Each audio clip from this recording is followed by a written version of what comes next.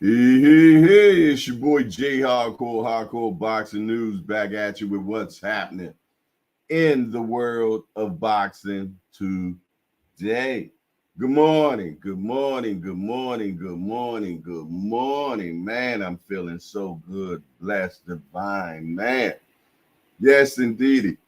Happy to be in the number again. Happy to be woken up again. I'm happy that God has given us all the finger of grace, another opportunity to be great. And I'm so happy that He did that for us. Yes, indeedy, man. It's another day in the hangout. So glad to be here, man. So glad to see you all again. Couldn't wait for this morning. Couldn't wait for this morning's show. Yes, indeed. I've been up since 5 o'clock. Yes, indeed. And soon as the foot hit the ground, man, get to thinking about God and then boxing, man, for sure. Yes, indeedy, man. So another great day. I'm already calling it, man. I know it's going to be great. I feel that it's going to be great. It is great. It's great because we done already started. Yes, indeedy, man. You see what the topic is today. Robert Garcia picks a winner of Tank versus Haney and gives a explanation why, man. Yeah, I was checking out, perusing through these YouTube streets as we always do. And I love catching interviews, and I like Robert Garcia. I've met him personally. You dig, and he's a pretty good individual, man, for sure. And yeah, he gave his pick, man, of who he feel will win this particular fight against Tank and Devin Haney. And I was surprised of his pick. Let me see if I got this right. Hold on one second. Let me see if I found it or see if it's been downloaded. If it hasn't been downloaded yet, what I'm going to do, hold on. Let's see. It might be already downloaded. Hopefully it is. If not, I'll just pull it up in YouTube. It say this video has a unique code. Okay, whatever. I ain't tripping because you know what? I had a plan. I had a plan already just in case it wasn't going to download. So bear with me as I get this loaded for you. Bear with me. Bear with me. Hold on. Okay, that ain't how you do it. Okay. All righty. I'm going to have to skip through this commercial.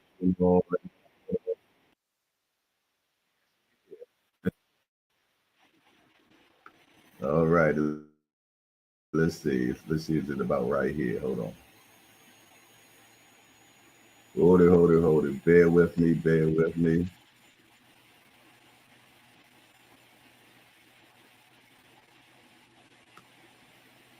Hold on. Scroll a little bit more. Hold on.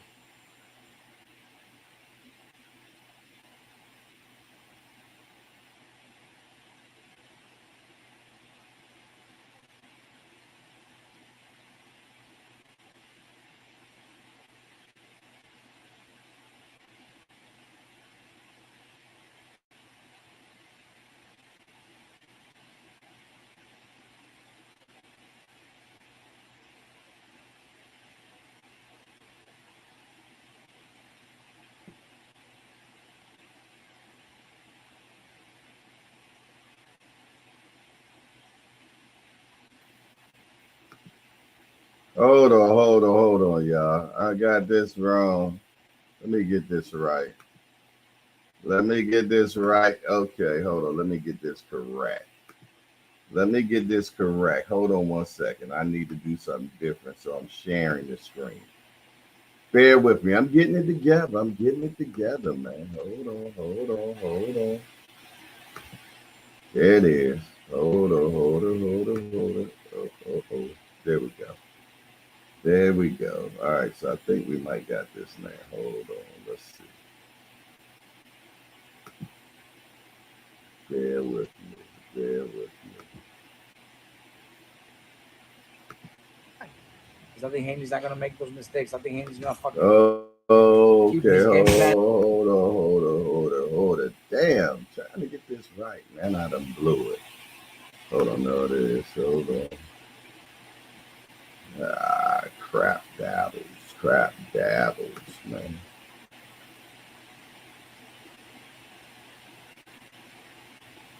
Alrighty. Man, I done straight lost it, man. Let me see. Oh. Alrighty. Let's see. Now that ain't how I want to do it.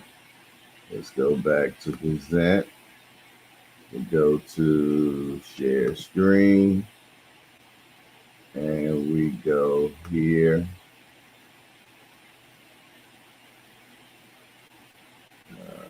Snaps. Share. Okay. Let's what are we looking for? ES News.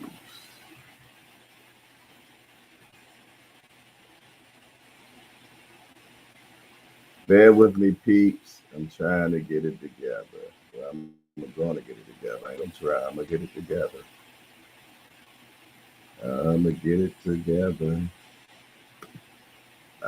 Robert Garcia. This is not how this is supposed to went down. I had it all set up, and now it.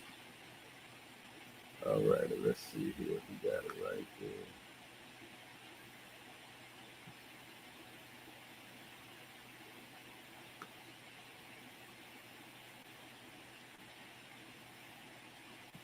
Okay, here we go. This one. Most people have no clue that in 2023, the best way to make money on Amazon, not with plan for fucking 12 rounds. Never fucking make a mistake. I think that's why I think Haney wins by decision. Maybe not even that exciting of a fight, but I think Haney wins.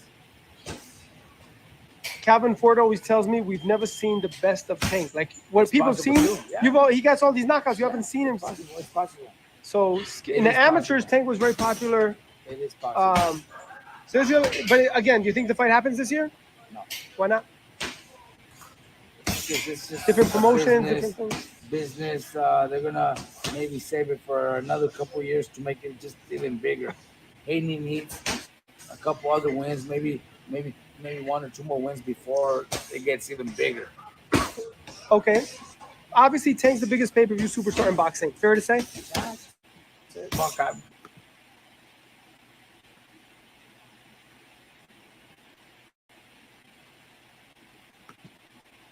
All right, there you go, man. Robert Garcia is picking Haney to beat Gervonta Tank Davis. And he feels, though, that Haney is the more intelligent fighter. And that's why he feels, though, that Haney wins that particular fight. Because he feels, though, that Haney is not going to make the other mistakes that others have made. Meaning to get set up by Tank. And as we seen in Haney's last fight, when he fought Regis, he even said that he probably could have pressed for the stoppage, but yet he remained patient and did not go for the kill. And by him not going for the kill, it allowed him not to have any interaction and get caught with the boo-bop back.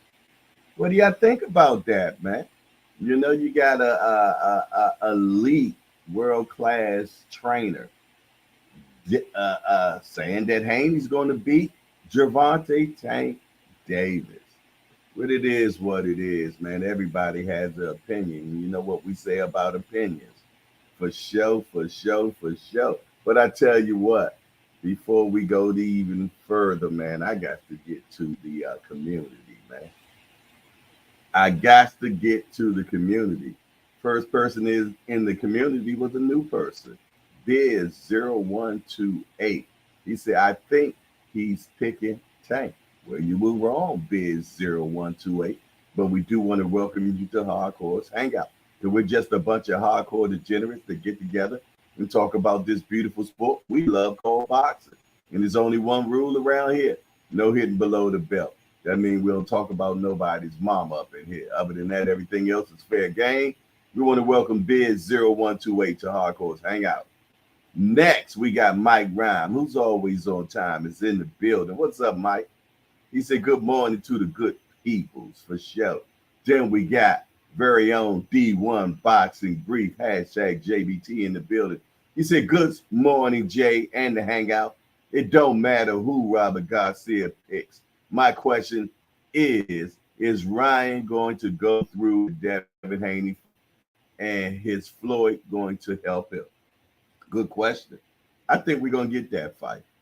Yeah. I think they're going to get that fight because both persons definitely feel, though, that they can beat each other, which makes a fight more easier to make when you don't have any doubts in your mind that you can beat that particular person. And it comes with a bag. It comes with the mini bag. It doesn't come with the big bag that you get with Tank, but yet it does come with a good bag. So for all intents and purposes, I think it's going to happen. Next, we got the professor in the building, man. Aunt McQueen, man. Break down Shorty. I got so many names for this man because he's so damn intelligent. You dig? So Aunt McQueen is in the building. First thing he said this morning is the Polo John. Next, we got Mama Do in the building. And she says, peace and love, good people. Yes, indeed. How you doing today, sis? Always a pleasurement of seeing you. For sure. And right after Mama Do is Papa Do. Yes, indeed. And he said, at Hardcore Boxing News, what's good, Jay? Respect to the Hangout and family. And right after Just Boxing is Baby Do. What's up, Baby Do? I know all is well. You're probably over there playing with them toes. Feeling good. How you doing today, youngster? I hope all is good in your world. And I hope you feeling fabulous and better. For sure. Who next in the building? Uh-oh. We got the mayor in the building. Let me turn my fan on. Feeling a little warm up in the chair. Yeah. We got Kareem Hassan, the mayor, to hang out in the building. He said, good morning, family. Just come in to show my appreciation. Big love to all. Back to work. Go and get them horns, my guy. Get them. For sure. Showtime, the guy past St. Louis only, is in the building, man. What's up, Showtime? Always a pleasure to see you. Love to know that you're in the building. Uh-oh. We got a special one. Flawless Mentality and B&E, hosted by Dr. Mark. Blessings to the God J Hardcore, my brother of Elevation fam, and the God and beautiful goddesses of the always blessing morning cup of coffee of the Hardcore family. I love my man intros, bruh. But I tell you what, a show wouldn't be no show unless the podcast king is in the building. Gregory Pratt, I'm watching my podcast. Leave me alone, is in the building. He said, yo. Good morning, Hardcore family. Good morning to you, Gregory Pratt. Be more finest, you better believe it. Pharmaceutical brother is in the building. Being Boxing News. He said a lot of people say Haney for that reason, for sure. And it's an intelligent reason. But the question is this: is Haney more intelligent in the ring than Tank? And we don't know that. Because if Tank is more intelligent, then well, all right, then I'm gonna go with you and say, okay, well, he's more intelligent and he got the boo-bop bang. Now what? Yeah, but we don't have an IQ meter to know who's the most intelligent. But we will find out eventually. We got Boss Dog in the building. He got his ears on. What's up, Boss Dog? Always a pleasure, man, of seeing you, my guy. He said, what's up, Hardcore? I'm in the building. I'm so glad that you is, my guy. Bruce, Gas, Boxing, Jazz, and more. The ultimate big homie is in the building. Yes, indeed. He said, good morning, J Hardcore Boxing News. Hashtag JBT. Good morning, Bruce Gas, Boxing Jazz, and more, man. Good to see you. Yes, indeed. Yeah, we got another BMO guy in the building. Cash Sport, hashtag JBT. And you better believe he believes that Gervonta Tank Davis is more smarter than Haney. I ain't gotta ask Cass because I know how he thinks for sure. So shout out, and he says good morning. Then we got my brother Lonnie Lee in the building. What's up, Lonnie? Good to see you, Bretchen. I seen you early this morning over there at Banky Pounds on the morning show. Good to see you, my guy, for sure. Yeah. Yes, indeed. Who else up in cheer? Who else up in? Did I get everybody? Did I? Our Booger is in the building. What's up, Our Booger? What's up with you? Always good to see you. For sure. Let me see. Did I get everybody yet? Let's see. I think I did. Oh, wait a minute. Ace is slid in here. Ace been coming up in here a lot lately. Okay, Ace. I see you. He say, love, family. Love back at you. Love back at you. Oh, yeah, man. Oh, yeah. And listen here. Next, I want to welcome all my mighty warriors. You know who you are. Yes, indeed. Salute to the mighty warriors, man. You know who you are. The ones that like to watch. Good to see you. Yes, indeedy, man. And the audio crew, too. Man, it is Thursday. You heard me. Thursday already. The 4th day of the new year, man. Yes, indeed. I hope you ain't broke your New Year's resolution already. I hope you staying firm, man, and committed, man. I hope that, you're doing what you're supposed to do. I hope you remain in discipline, man. I hope you're holding yourself accountable, man. I hope you got an accountable brother, man. Yes, indeed. And speaking of accountable brother, where the hell is that goddamn senior at, man? You know it is. He over there pussyfooting around somewhere, man. You know how the boy get there. He can't get right, man. Can't keep a correct thought. But he'll be in here, man. He'll be in here because it's his favorite podcast. You better believe it. You know what the hangout is, man. Like Jay-Z say, yeah, I'm your favorite podcaster's favorite podcast. I ain't going back and forth with you. That's just what I believe. You did. D1 say my resolution is the same every year. Get the family further away from being broke.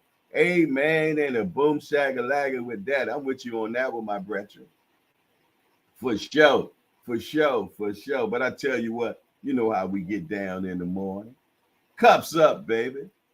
I got mine right here. I got some French vanilla working this morning. You dig? If you got your cup in front of you, man. Hey, cheers to you. Another beautiful morning, man. Station break me, please. Oh, yeah. We got Modern King Boxing in the building. He said, oh, Robert Garcia talking nonsense. If he picked Tank over Devin, see, you come up in here wrong, Modern Boxing. He picked Haney. He said that Haney is more intelligent. So yeah, you come up in here loud and wrong, man. Robert Garcia picked Devin Haney to beat Gervonta Tank Davis. Yeah. He said, I got my smooth coffee blend. Let's go. Well, let's get it. I'm up in here. D1 say, I got me some hazelnut espresso. I'm going to be on one today. Oh, Lord. Our Booger got the green tea today, baby. Okay. All right. I hope ain't nobody sitting in front of a cup of vodka this morning. You did. But if you is, man, we praying. And hey, but maybe you might be somewhere where it's 5 o'clock in the evening. And there ain't nothing wrong with it. And some people believe they should have vodka. Big Ray, that's kind of funny, man. I was just thinking about you this morning, Big Ray. I said I hadn't seen Big Ray, and I was just seeing that Fun and Jaleel been getting it in. Yeah. And Fun put in 10 rounds the other day. Yeah, with a few. So listen here, man. I'm looking forward to seeing some big things from Fun for sure, without a doubt. But shout out to Big Ray. He said, good morning, J Hardcore and the Hangout. What's good? Hey, you got the best hand around here, man. Let us know. Let us know, man. But I tell you what, man, I'm so energetic. I went to the doctor yesterday, man. He said we doing good, man. He said, man, the blood pressure good. Your whatever that thing is with the diabetes, AHCH. I don't know, man. But he said it's good. He said it's good. The ticker beating right, man. Yes, indeed, man. So yeah, your boy doing well, feeling fine and fabulous, man. And I'm only gonna get better. Man. Yes, indeed. All that happened the other day was hold on, let me make sure. I just heard a crazy noise. I hope my battery ain't going down or nothing. Okay, I don't know what that noise was, but okay. Being in boxing news, I got that Earl Grey black tea on deck. Okay. All right. A1C. There you go. I know my brother get me right. You know what I forgot to ask him, though? I forgot to ask him about whatever type of diuretic you told me. I'm going to give me that again. A matter of fact, send it to me on my, you probably already did. But if you haven't, send it to me on my DM, being in boxing news. Yeah, because I definitely want to because I tell you, I ain't trying to catch that solid horse that I caught the other day that had me in my bed crying like a little biatch. Yes, indeed, man. Yes, the blood pressure is the silent killer, man. That's what they say. But I tell you what, I ain't leaving out of here quietly. I'm going to let you know. Not me. I'm leaving out of here screaming and kicking, Jack. Exercise is important. Yes, indeed. And I am doing that. Yes, indeed. Yeah, when I'm not in here when I'm not, online, I'm beating up on this old bag, man. That's what I just enjoy doing. I enjoy beating up on that old bag, man. Yeah. 15, 20 minutes a day on the old bag, man. Yeah, it feels good. I tell you. I'm going to tell you. If you ain't never hit the bag, try hitting the bag for 1 minute straight. And it'll show you something. Yeah. Let alone 20 minutes like I be getting it in, Jack. For sure. Yeah, I gotta slow down on the beer. Not on much sun up there, these parts of Northeast Coast, USA. Yeah. Yeah, I haven't actually drank alcohol now in almost 2 months. Almost 2 months. I ain't gonna say it's 2 months. But definitely over 30 and 40 days for sure. Because I had stopped drinking for a minute. I was drying out anyway before I even had my little episode with my heart, Jack. I was faking the bacon. I ain't gonna lie. I was up here in the Friday night hangout with the cognac glass and ice and apple juice. You thought I was drinking bourbon, but I wasn't. I was faking the bacon, man. You did, because I was drying out, man, because I felt I needed to dry out, Jack. For sure. And I ain't stopped yet. I'm still drying out. Baby. There go my guy. He in the building. Remo. What's up, Remo? Good to see you. Now, I ain't saying that I stopped drinking forever. Oh, hell no. I ain't saying that. But just for right now. Give the old body a break. Yeah, because I'm a extremist, man. I don't do anything just in moderation. Nothing. I go hard in the paint all the time, man. So yeah, for sure. For sure, man. But it's all love, it's all good. Glad to see everybody's in the building, man. And as you see at the topic, Robert Garcia picks gives a pick, and his pick was Devin Haney. His reason why is this. He says that he feels though that Haney is intelligent enough not to fall for the banana in the tailpipe. Basically, that ain't what he said. But he, just like how Ryan was just taking the what is it called, risk. Haney ain't gonna do it. Haney ain't gonna do it. And he showed us that, and he told us that in his last fight. You did, but is that to say that Haney's more intelligent than Tank? Is that what you're saying? Is that what you're saying? Do you really believe that Haney's more intelligent, or is Tank more intelligent? Hey, because for what Coach Calvin said, he said, y'all ain't seen half the stuff that Tank got in his bag. You heard me. You heard me. But then there's a saying, because I got to play devil advocate up in here, man. Is it one of those things, if you use it, if you don't use it, you lose it? Huh? I don't know. Talk to me, because I know y'all going to be opinionated on this one today. Oh, yeah, and I'm definitely going to throw it out there for you to rap about it. Yes, indeedy. We're going to talk about it. We're going to find out about it. We're going to know. We're going to argue about it, because that's what we do. But we're going to do it in a respectful manner. We're going to do it the hangout way.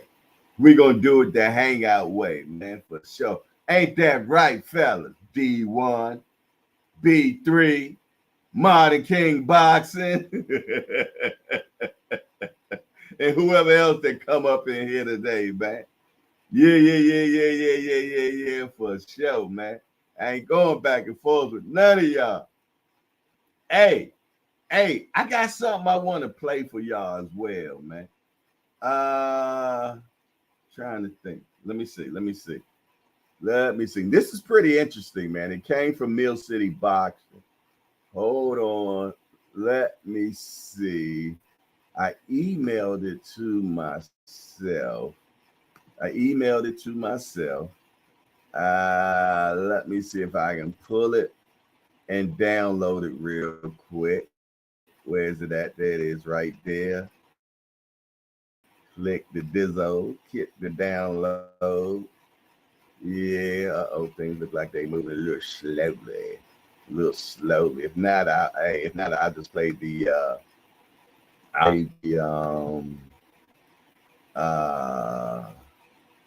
what you call for you.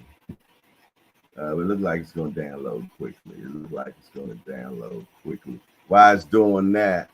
It says 43 seconds left for a download. Hopefully it gives us some, as it downloads.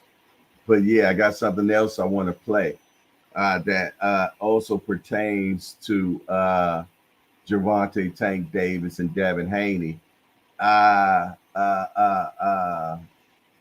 Mill City was speaking with Richardson Hitchens right before the new year, and he was asking Hitchens a question.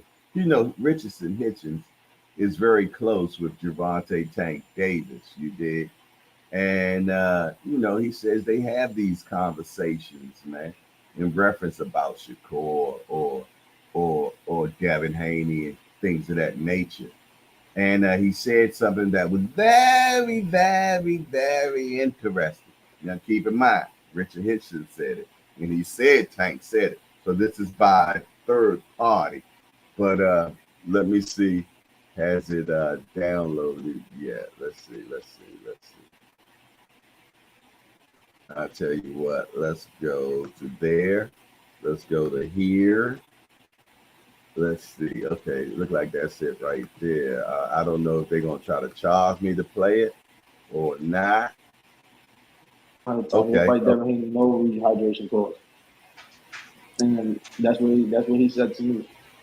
But what's the fight Devin Haney, I'm confused because what's the difference? I mean, I see Haney has more skills than Ryan, but Ryan got hit with the hydration clause.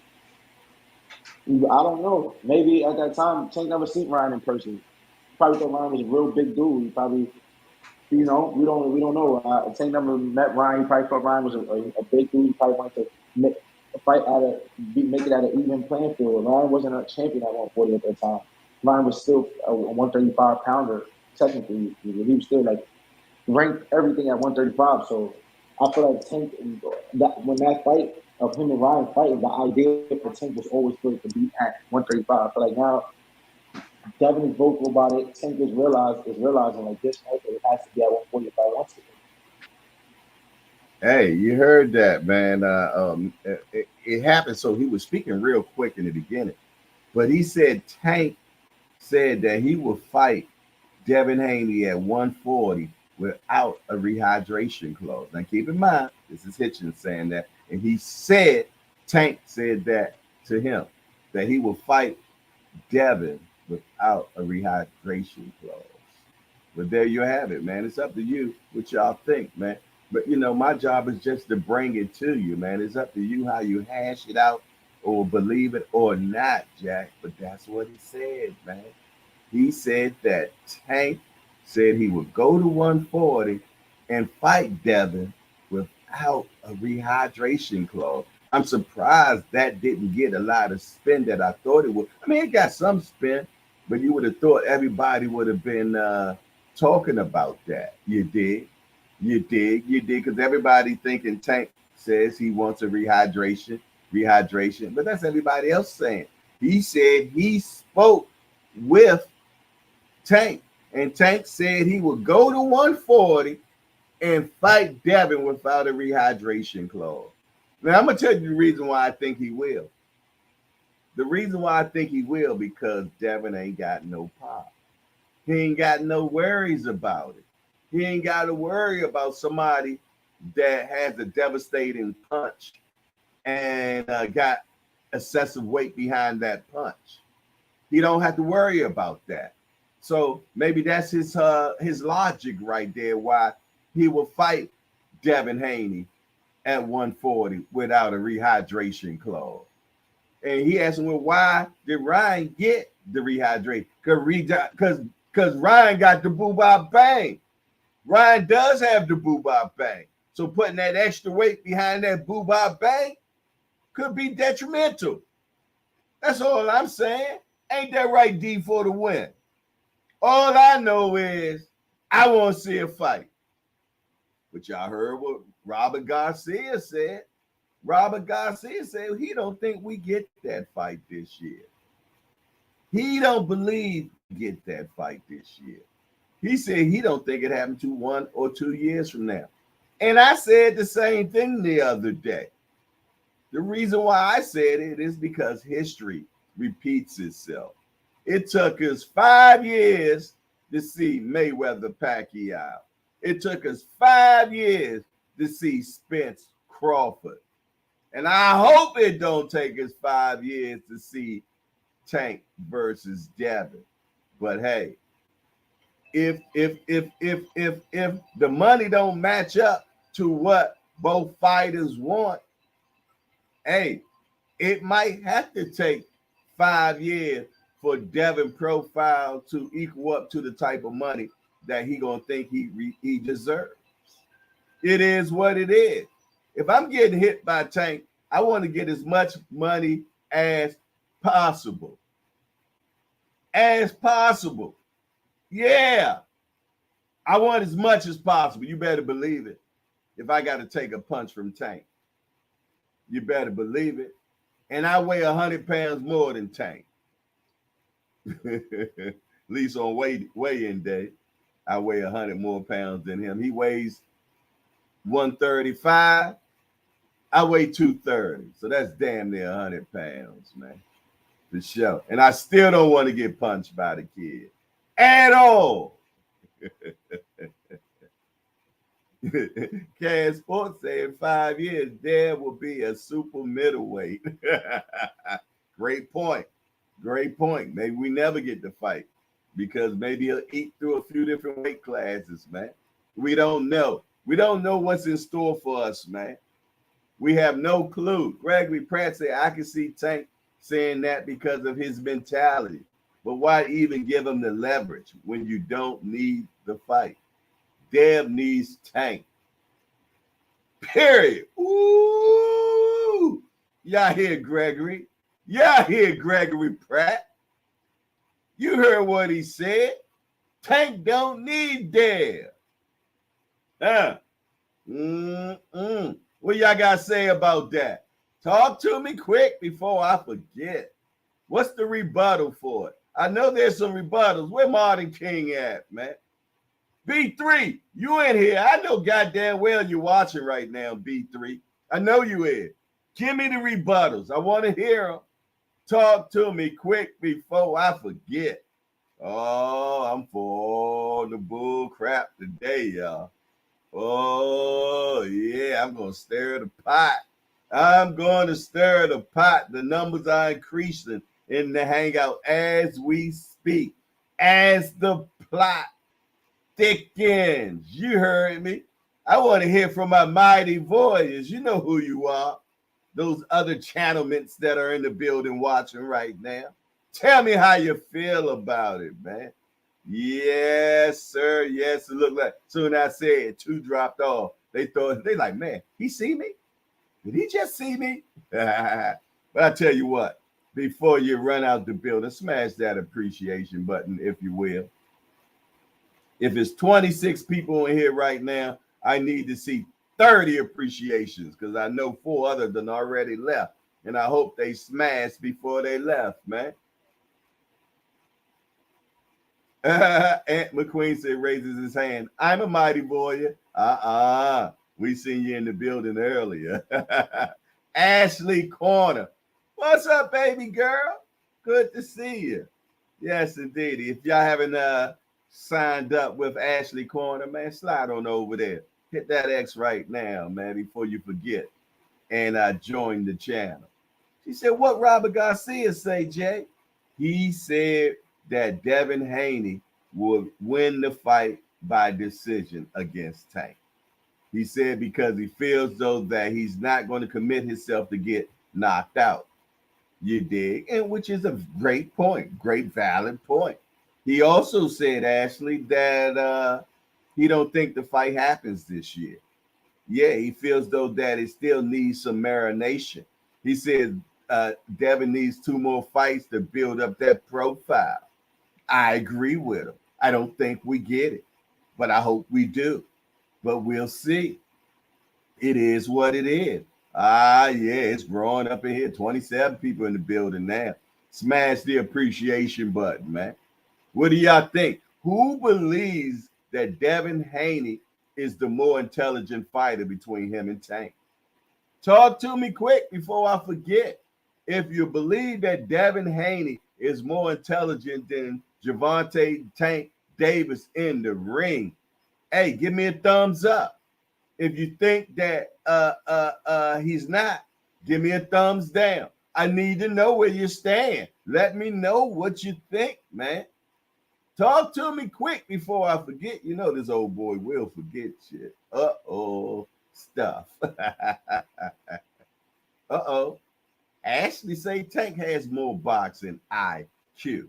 Okay. D1 says that Tank has more boxing IQ. Yeah. Ryan might crack Devin. Showtime, the guy said. St. Louis own, man. You better believe it. You better believe it. I'm trying.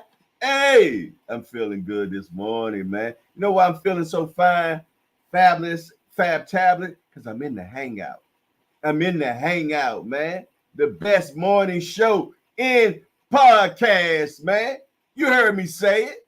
The best morning show, the best kept secret in YouTube is right here, man. Best morning show around, man. Yeah, and we're taking on all comers. You heard me. Yes, indeed. Only reason why we ain't got a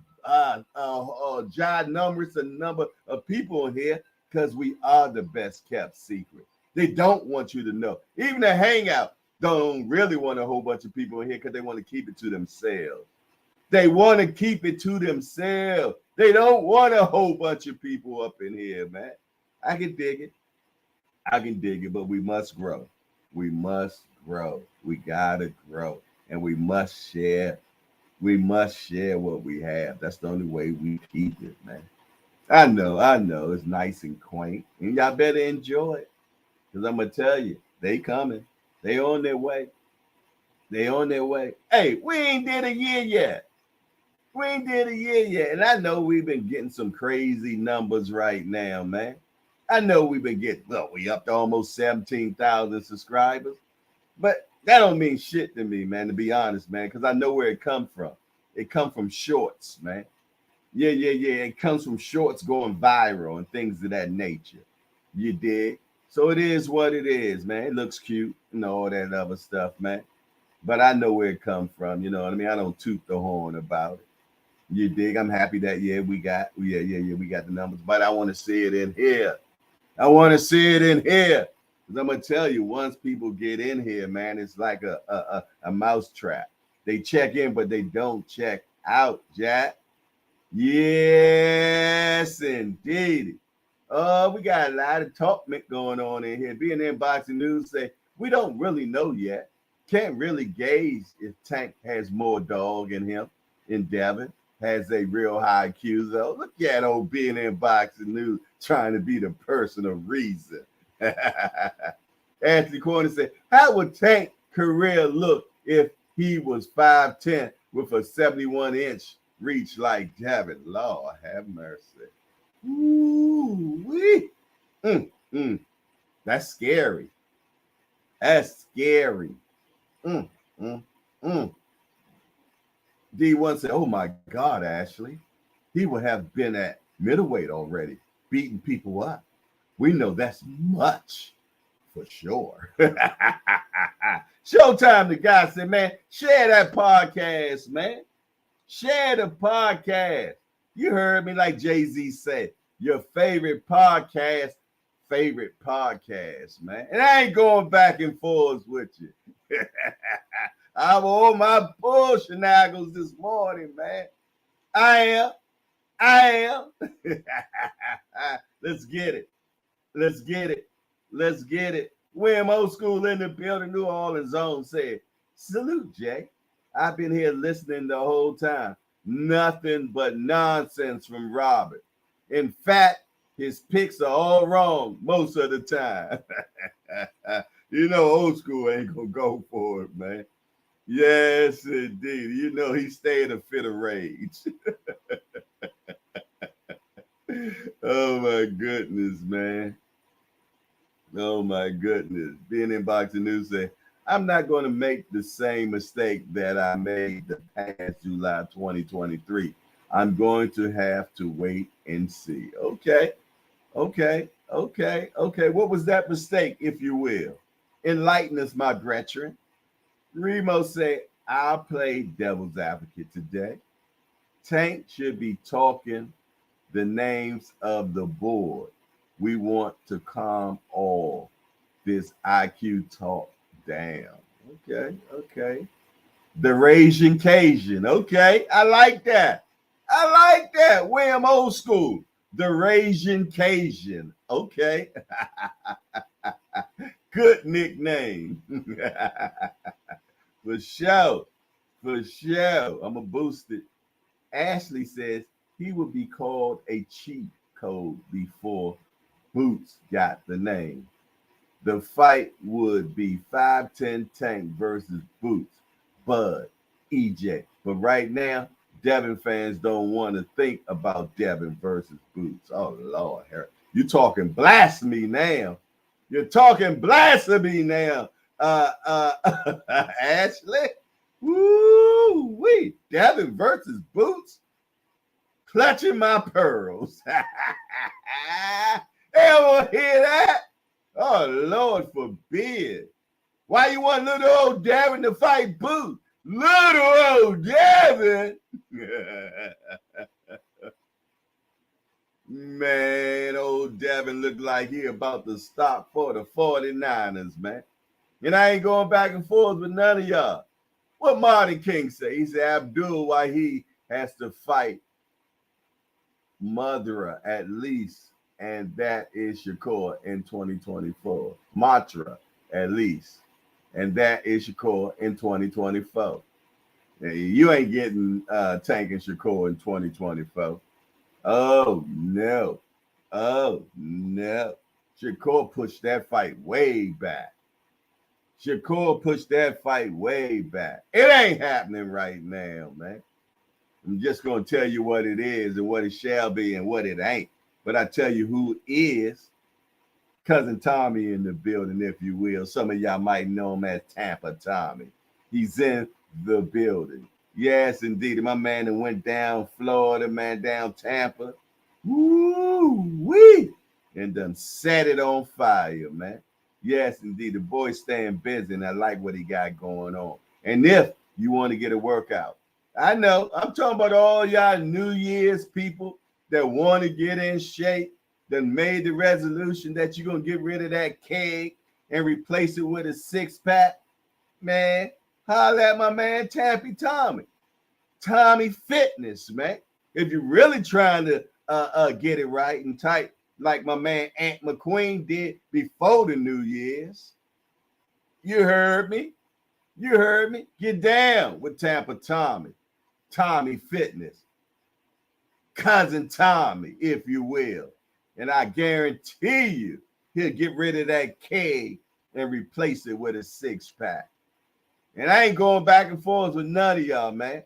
I dare you. I dare you. You got Ant McQueen walking through walls these days, man. Man got muscles in his temples now. Yes, indeed. There it is. His IG is Coach Tommy _fitness, if you will, man. I dare you. I dare you. Yes, indeed. I dare you to be great. I dare you. I tell you what, maybe Devin need to call Coach Tommy, man. Keep him lean, man. Keep that between fight weight down. You did? Yeah. Y'all heard me. I'm on mine this morning. You heard me? I'm on mine this morning. Remo say Shakur beats Loma. Tank had been elevated. Makes sense in December. Shakur would have satisfied his contract with top rank possibilities. D1 said, Halloween, I called that shiznazzle last year. I said Tank and Kerr, Halloween 2024, and just to do. Chat. Yeah. Gregory Peasy says, Remo, that'll be a great technical fight, chess match, even. I love it. Man, Gregory Pratt, you love any fight, Jack. You love two fleas fighting, man, because you're a hardcore degenerate, man. That boy got a fishbowl in his house with fish, with those fighting fish in it, those Chinese fighting fish. The man that watched two fleas fighting in the alley, man. That ain't saying too much. Hey, what it is, what it shall be, man. Hey, but I tell you what. Let's find out what's happening in the world of boxing today. Maybe a fight got signed, or maybe somebody called somebody out, or anything. We're about to find out right now. We need to know what's happening in the world of boxing, man. And, I have to be your roving reporter, man, to keep you updated with what's happening. The top headlines of the day, if you will. Zilly Zhang. Joseph Parker might be a good option. He's hot right now. Okay. Zilly Zhang against Joseph Parker. What y'all think about that? Anthony Joshua expects Usyk to scrape by Tyson Fury. Yeah, you would say that being as though he beat you. Yeah. So if, that way, if he beats Tyson Fury, it makes all sense. Come on, man. I understand the psychology you trying to bring, man. I reverse engineer everything. What's next? Yards trainer on Buatsi is he. A fight with either one will be massive domestic dust up. A domestic dust up. Okay, that's that UK language right there. Robert Garcia views Francis Ngannou as an easy fight for Anthony Joshua. Okay. Actually, that's what tonight's topic is about.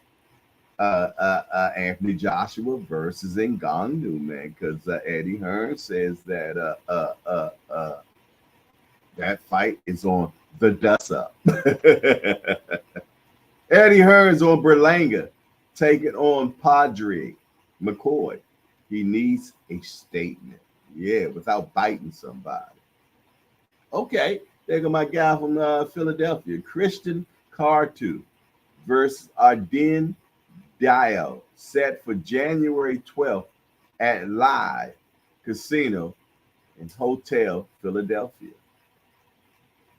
Barbosa, hopefully the WBO can make me mandatory and put Teofimo against the wall to fight me. Ooh. The next topic is about Jarrell Miller, but y'all know I don't talk about all that type of negativity outside, so I'm going to move on. Erickson Lubin, eager for revenge. I want the fight against Charlo again. Yeah, I don't know. I think we get the same thing again, to be truthfully honest, man. And I ain't going back and forth with none of y'all about it. I think Charlo still beats Lubin. Again. All righty. Why Canelo won't fight Benavidez to spoil it for the haters. And if y'all want to see where that comes from, it's also the interview that Robert Garcia had with ES News. It was a pretty good interview, to be truthfully honest, based on, it was just a very good interview. And he talks also about, and this is on the same interview where he talked about what we just seen about Tank, Devin Haney beating Tank. But he also talks about why Canelo won't fight Benavidez. So you get a chance, man, slide on over to ES News, man, and check that out. I like ES News myself, man. You dig? When I first got into the game 10 years ago, he extended hand. I told him who I was, introduced myself, and he like, hey, come with me. That was it. He was like, come with me, man.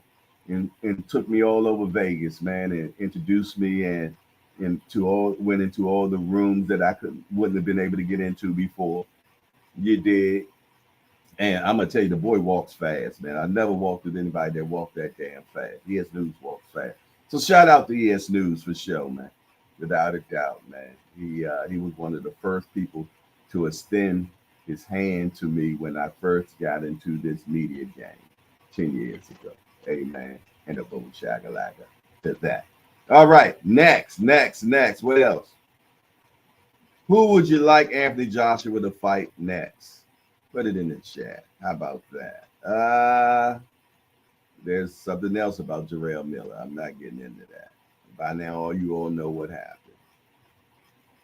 Breedis and Ramirez vie for the vacant IBF title Perth bid on January the 16th. Well, there it is, man.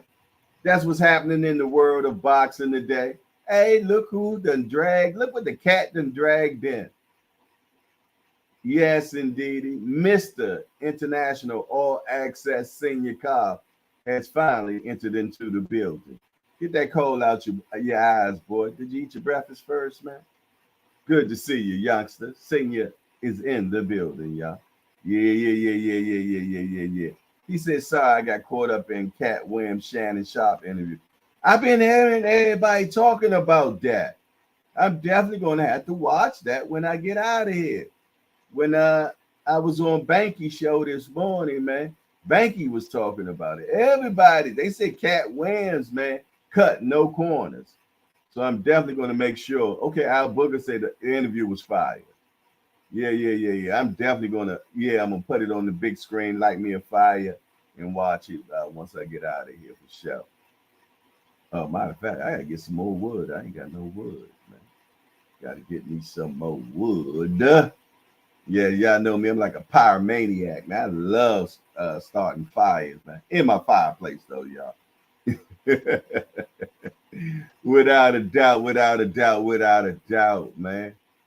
Yes, indeed. But what it shall be. Somebody explain to me what it is now. Yeah, man. But yeah, back to the top, man. Robert Garcia picks Devin Haney to beat Gervonta Tank Davis, and he feels though that the IQ is going to be the reason why. He feels though that the IQ is going to be the reason why. Speaking of the IQ is going to be the reason why, Gary Russell Jr. was being interviewed by Mill City, and Mill City brought up the topic of Gary Antoine, his little brother, fighting Subriel Matias, man, and how that fight would go. And what Gary Russell said was this. He said that it's going to boil down to the intelligent factor. He said, yeah. You know, I know Subriel Matias is Rock'em Sock'em Robot. He said, my brother got that too. But what he does have more of is intelligence. And he said that his brother intelligence will supersede over Subriel Matias. And that's why his brother beats Subriel Matias, man. Yeah, he says skills pays the bills. Mayweather always said that. Mayweather always said skills pay the bills. And I'm going to tell you something about Gary Antoine Russell that a lot of people don't know about the kid. Highly intelligent. In high school, he graduated valedictorian. I guess I said that correct. That means the smartest MF in the school. He graduated the smartest MF in the school. So the boy is intelligent, for sure. He is intelligent. That's a fight I want to see. I want to see Subriel Matias against Gary Antoine Russell Jr. You better believe it, because I think it's a hell of a fight. And I think you want to see it too, because you ain't nothing but a degenerate. You ain't nothing but a hardcore degenerate, and that's why you want to see it too. Yeah, look at D for the win. Say, me too. I be the Huckleberry. I want to see that fight. Hell yeah, we want to see it. Yes, indeed. I like to be in the building when it happens. I was in the building the last fight he had down in D.C. when he put hands and feet on that cat, man. Yes, sir. But I tell you what, boy, that's Subriel Matias. Ain't nothing to be playing with, boy. You better be calculated when you're in that ring. And you better be able to take a punch. You're going to be able to have to take a punch because you're going to receive something. You ain't going to make it through the whole fight and not get hit. Nah, that ain't happening. He going to hit you. He might just let you hit him for the first 2 rounds like he did on his last fight. Man, he let that dude put hands and feet on him for the first 2 or 3 rounds. I can't remember exactly now. But all I know is he ain't throw no punches for sure for a whole round. And I think 2 rounds. But when he finally did, man, that man didn't even show back up. I'm talking about Eric Shaw, man. Yeah, when he fought Eric Shaw was in the corner talking about my leg. Your leg, man, he hit you in your head, man. What are you talking about your leg? Man, hit you so hard, man, you feel it in your leg, man. So, yeah, I want to see that fight. I sure enough do want to see that fight, and I can't wait. I hope they make it, because somebody going down. That fight ain't going the distance. That fight ain't going the distance, man. And Eric Shaft can punch. But I tell you what, Subriel let him punch all on him just to let him know, I can take it. I can take it. What you over there laughing about, Booger? He said that had me dying, man. Talking about my leg don't work. Hey, hit that man in the head, and that man started feeling it in his leg like he hit him in a pressure point and shit. You hit him in a pressure point. Please don't let me go back out there. Please. Oh, you gotta love this sport, man. Hey, now that's the boogeyman at 140. That's the boogeyman at 140. Sabria Matias is the boogeyman at 140. You better believe it. Hit that man. He hit the man. He said, my shoe hurt. My shoe hurt.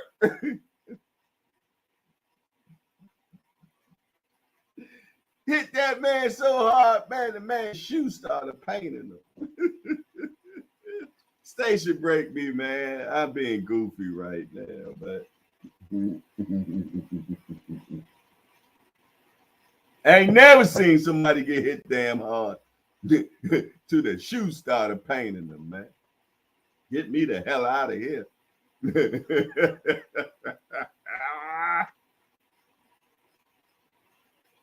I'm about to make me a hardcore bloopers, man. And I gotta put that one in there, man. Do me a voiceover. I'm gonna do a voiceover of that corner episode, man. There he is. There go my guy right there, B3. I told y'all he was in here. He's a mighty warrior, man. B3, man. Come on, man. He hanging these YouTube streets. He said good morning to the hangout. It's a lot of woofing going on with Antoine and Hitchens. Sabria been available to them, but also Sabria is over 30. Is he accepting for the dream? Good luck, family. Look at him coming in here with old dramatic intro and shit. B3Z, if you will. That's my guy right there, boy. B3Z. For sure. For sure, for sure, for sure, for sure. I tell you what, man. 140 is hot. 140 is hot. Yes, indeed. He got cats getting hit in the head, man, and their shoe hurt. My shoe hurt. I can't fight no more. They ain't trying to see the big bad wolf, man. They ain't trying to see him. Gregory Pratt said, Jay, the girl's alarm didn't go off this morning. You know what? They sleep though. Yeah, I know. I think I did something in my phone incorrect. But yeah, the girls are laid down, man. I gave them some water before I came on the show. Yeah. So yeah, they sleep right now. Appreciate that though, Gregory Peasy. The girls are asleep and they getting so big, man. They getting so big. Matter of fact, let me see if I got a picture of my of the twins, man. I know some of y'all ain't never seen the twins, man. Let me see if I can find the twins, man. I got a picture of the twins. I took a picture of them yesterday, matter of fact. Yeah. They got the Gelato twins right there. The Gelato twins right there. Yes, indeed. Man, look how healthy they look. Oh Lord, yeah. No yellowness, no turned up leaves. Oh yeah, the Gelato twins right there, man. If you will, what it is, what it shall be. I need to know. Is it the end? Okay. Hey, smash them appreciation buttons, man. 27 people in the building. 27 people in the building. D1 say, I just cured my last crop tent. Cleaned out the dirt, changed the seeds, planted. Let's get it. Yeah, man, I don't even deal with seeds no more, man. I'm just cloning, baby. I'm just cloning. I'm like the government, Jack. I'm just cloning, baby. Nothing but clones. Nothing but clones. Don't get me started. Yeah. It'll be the next 15 minutes. It'll be about planthood, man. You ain't gonna get me caught up today. We're not gonna do it. We're not gonna do it. Hey, just do. Yes, do. I'm gonna put something in the mail for you today, my guy. Yes, indeed. I gotta go to the mail anyway. I gotta mail my daughter's birthday stuff off to her. Her birthday Saturday. So I gotta go to the post office. Yeah, I gotta go to the post office, man. He said, I buy the best seeds money can buy. I bet you do. I bet you do. Ashley Corner. Jay over there growing the devil's lettuce. Man, the devil wish he had lettuce this good. He wish he had lettuce this good. Look, Mama do say, I can't wait to get it.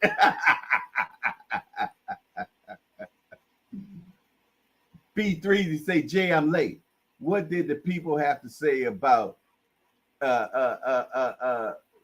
Ryan Garcia picking Haney over Tank? Did anybody puke? Hey, they just said it was frag-a-naggle bull crap, man. In the Roger Mayweather voice, he don't know shit about boxing. Oh, he said I do autos all year round. Exotic autos. Yeah.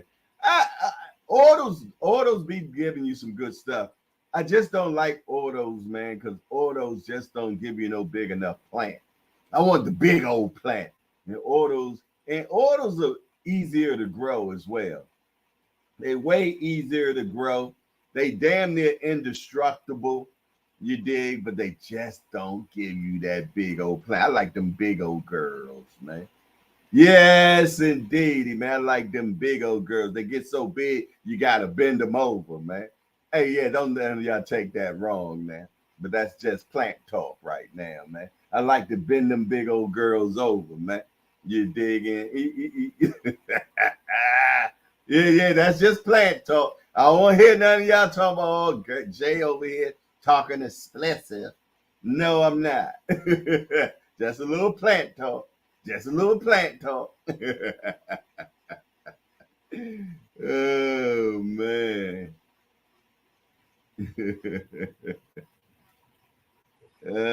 Okay. Send me some of them photos, man. Without a doubt.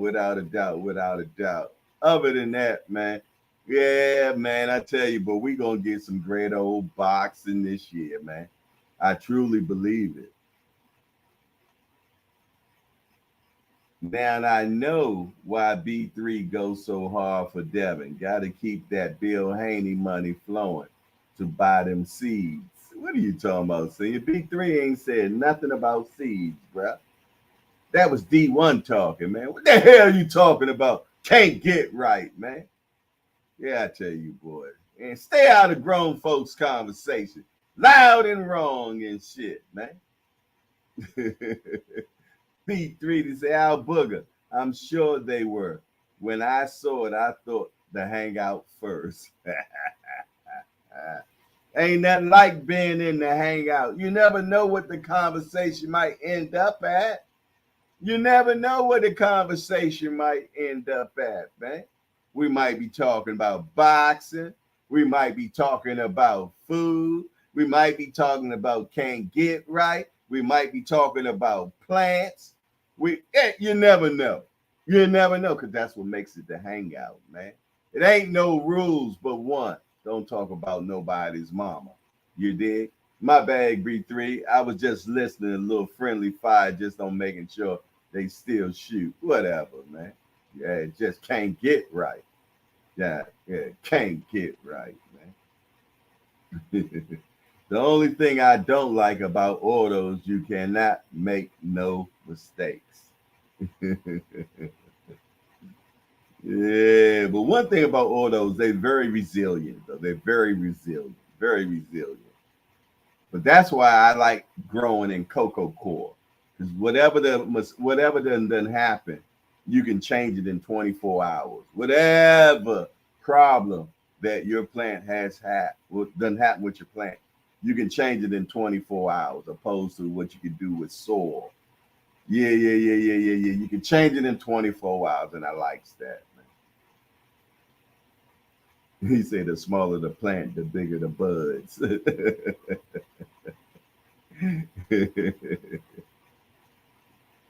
Yeah, exactly. Or those will herm on you quickly. Yes, indeed. And that's the last thing you want is hermaphrodite plants, yeah. Yes, indeed, man. Got 2 sexes on it, man. Yeah, you got to kill that sucker. Yes, indeed. Oh, my goodness, man. Oh, my goodness. Oh, Lord. I don't even want to say that word. I don't even want to say that word. Moving on. But what it is, what it shall be. Somebody explain to me what it is right now, man. Yes, indeed. Yes, indeed. So good, man. We gonna get some boxing this. Hey. We got some fights this weekend, though. We got Virgil Ortiz this weekend, man. The return of Virgil Ortiz. Well, hopefully we get the return of Virgil Ortiz. Because normally lately, every time he get to the weigh-in, something don't work out for him. Some don't work out for him. So hopefully they got this nipped in the bud this time. He's fighting at 154. He's known to have this disease called Rabadaba Flabadaba Rabba. Yeah, being in boxing news, can you put that name in the chat for us again? Because I can't pronounce it. Rabadaba Flabadaba is what he has, man. Some people say that he got something else going on for real. But I ain't the one to bear no news that ain't true, because I don't know. But they did say he got Rabadaba Flabadaba. I ain't trying to make no fun of it. I just can't pronounce it. That's it. Yeah, so yeah, we got him fighting this weekend. Then we got the return of the old dude, man. I'm talking about Ismael Barrosa, man. Ismael Barrosa fighting O'Hare Davies, man, this weekend, man. Yeah. The old dude is back. Yeah, and he can never be black. Yes, indeed. So we're going to see what he looked like, man. Definitely a year older. He said, just call it Rabado. Okay. See, Booger make life easy for me, man. Booger makes life easy for me. He said, just call it Rabado. I can do that. See, that ain't too many syllables for me, man. Rabado. I can do it. I could do that one, man. Man, I tell you, man, Booger, man, the professor, the smartest one, man. He breaks things down for me so easy. I don't have to call it Rabadaba Flabajabado no more, man. I can just call it Rabado. That's it. I appreciate it. And we don't do no trying around here, OG. No, hold on. We don't do no trying, is what I'm trying to say to our Booger. He said, I'm trying, OG. No, you don't be trying. You be doing, bro. Like Nike say, just do it. Remo say the thing that Virgil has or had can be serious to be to the point you can stop walking. Wow. I believe that. Well, hopefully they got that thing in order, man. Hopefully they got that thing in order and we get to see the return of Virgil, man, for sure. Without a doubt. You better believe it, man. I'm looking forward to it. I know you are. Know why? Because you're a hardcore degenerate. Yeah, watch 2 fleas fight in the alley like Gregory Peasy will, man. Yeah, I knew I was a degenerate, man, when I used to watch my kids fight instead of break them up and shit. Yeah, I know. I'm horrible, man. I'm horrible.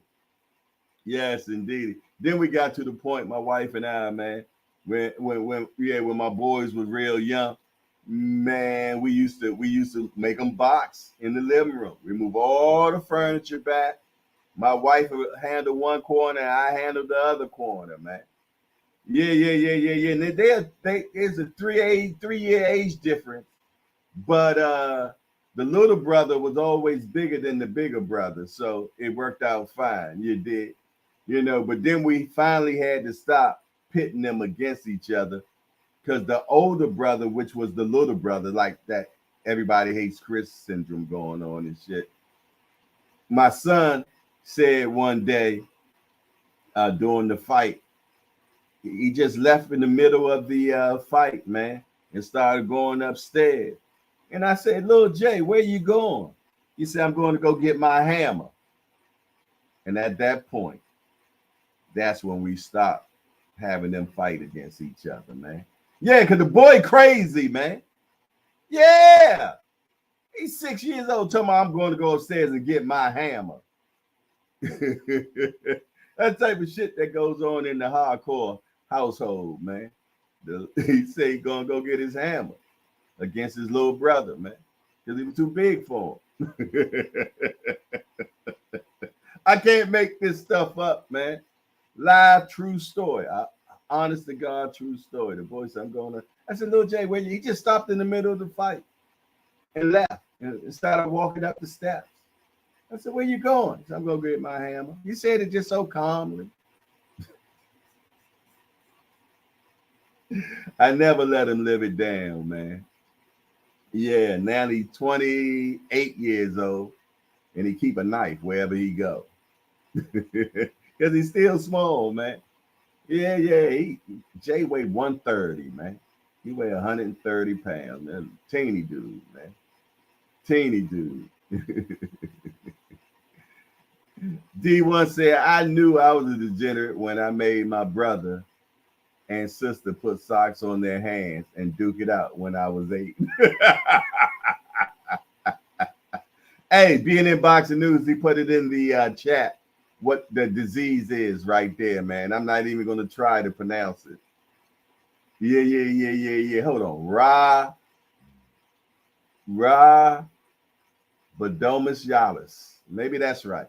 Rhabdomyolysis. Hey, I'm just going to say what Booger said to say, man. That's all. And I ain't going back and forth to none of y'all about it, because majority of y'all can't pronounce it either. At all.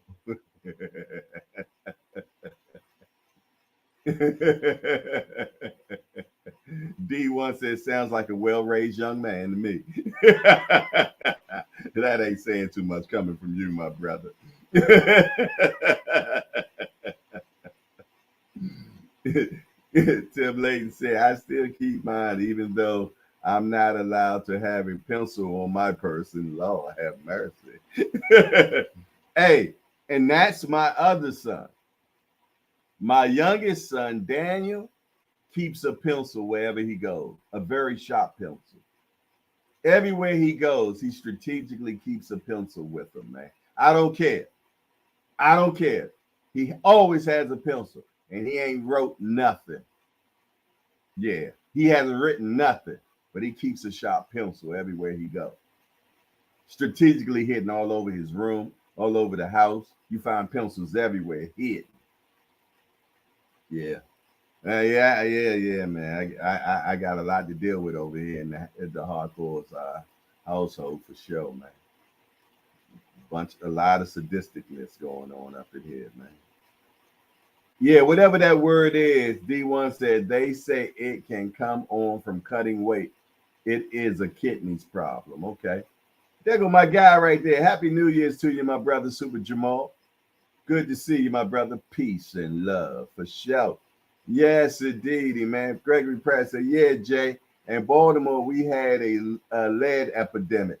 I do not mind watching two fleas fight."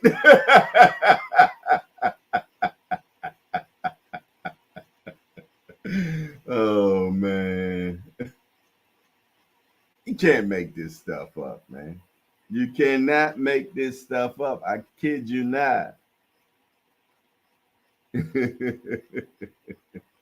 But yeah, man, we got a lot going on. We got some good boxing coming on this weekend. A lot of good interviews out there for sure. A lot of good boxing talk is happening. You dig? A lot of great conversations are being be had. You dig? You know, and we all want to see some of the greatest fights happen this year. Yes, we do. And y'all know we spoil because we want it when we want it when we want it. When you ever seen a boxing fan say, you know what, I can wait for that fight. If it takes a couple of years, I'm willing to wait. Hell no, you don't hear them say that. They want to see it happen yesterday. If you just fought yesterday, they want to see you fight next week, man. Because that's how we are. We want instant gratification. I want it when I want it, and I want it right now. Yes, exactly. We never get enough, man. Who is calling me from Bel Air, man? Well, whoever it is, I can't talk to you right now, man. Don't you know I'm in the hangout? Wrong with you, man? You calling me doing live? You know I'm on live right now. I'm in the hangout.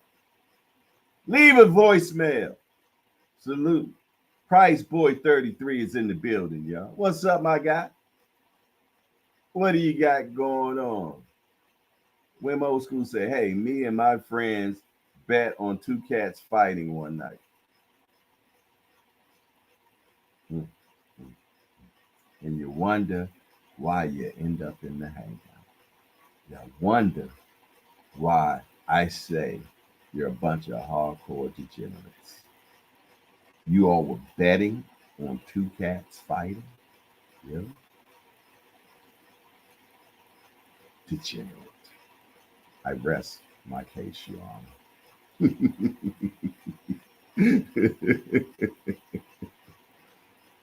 B3Z say, I'm ready for the Amazon schedule drop.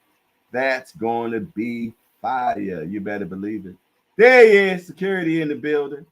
Finn the Bender is in the building. You see he in green, all decked out in green. Yes, indeed, he's a member. Yeah, Cash Sports a member. D1 is a member. Mike Rhymes a member. Everybody decked in green. Boss Hogg's a member. Ms. Joette's a member. Yes, indeed. Are you a member yet? Join the membership. We need it. Oh, yeah. I'm amped today, y'all. Yeah, I'm amped. Fender Bender said, I've been a voyeur most of the morning. That's a big-ass voyeur there. That boy's 6'19", man. How you fit in the voyeurship? How do you fit in the voyeurship with your big ass? That's my guy right there, Fender Bender, man.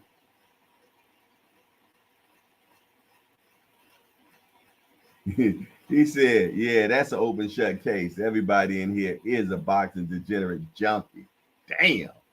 Boxing degenerate junkie. Hashtag BDJ. Are you a BDJ? Do you suffer from BDJism? If so, come to the hangout and help yourself get better with like-minded people just like yourself that also has BDJ.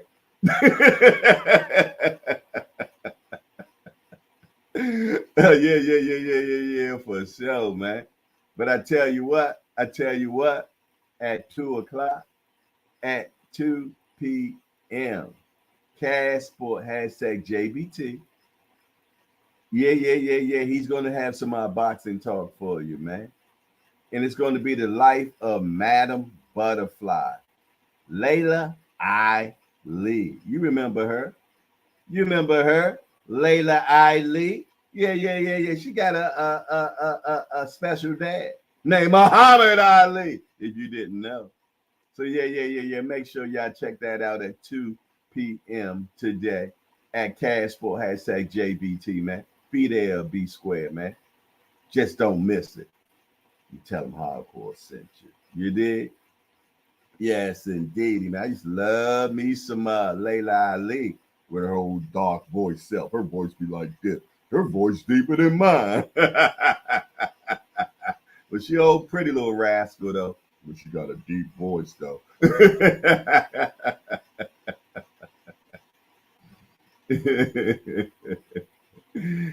I hope they left that padded record Schnazzle in 2023. I need to see the most talented in the ring together and stay off of Twitter, damn it. Layla Ali's son looks like Muhammad. He does have a good resemblance. He has a good resemblance, for sure. For sure, for sure, for sure, for sure. Now the granddaddy don't. I mean the other one, the grandson don't look nothing like the granddaddy at all. Yeah. What it is, what it shall be. Somebody explain to me what it is. Is it the end? I tell you what I is gonna do. What I is gonna do, I'm gonna go ahead and drop the link, man. Because I know there's a lot of y'all that want to have y'all little conversation about Robert Garcia picking Devin Haney over Tank. Yeah, I know. Somebody hit and just blew off their shoulder, man. Shut up, Remo. I ain't trying to hear that today. I ain't trying to hear it, man. Goddamn Paul's King. Yeah. Talking about he the Prince of Brooklyn. Goddamn King of Paulsness. Goddamn Paul's King.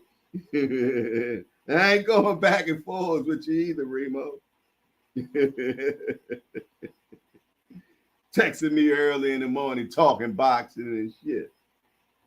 Damn degenerate. That's what you is. You're the degenerate. Who goes from casual to hardcore to degenerate in 3 months?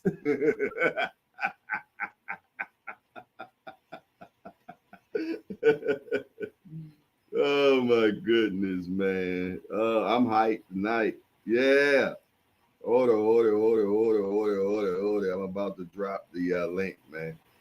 Yes, indeed, for y'all degenerates up in here, man. Yes, indeed, to kick it off, man.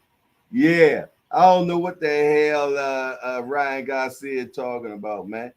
Tank gonna knock that boy head clear off his shoulders, man. Look. Tank gonna knock Devin Haney head clear off his shoulders. Gonna land right in B3 lap.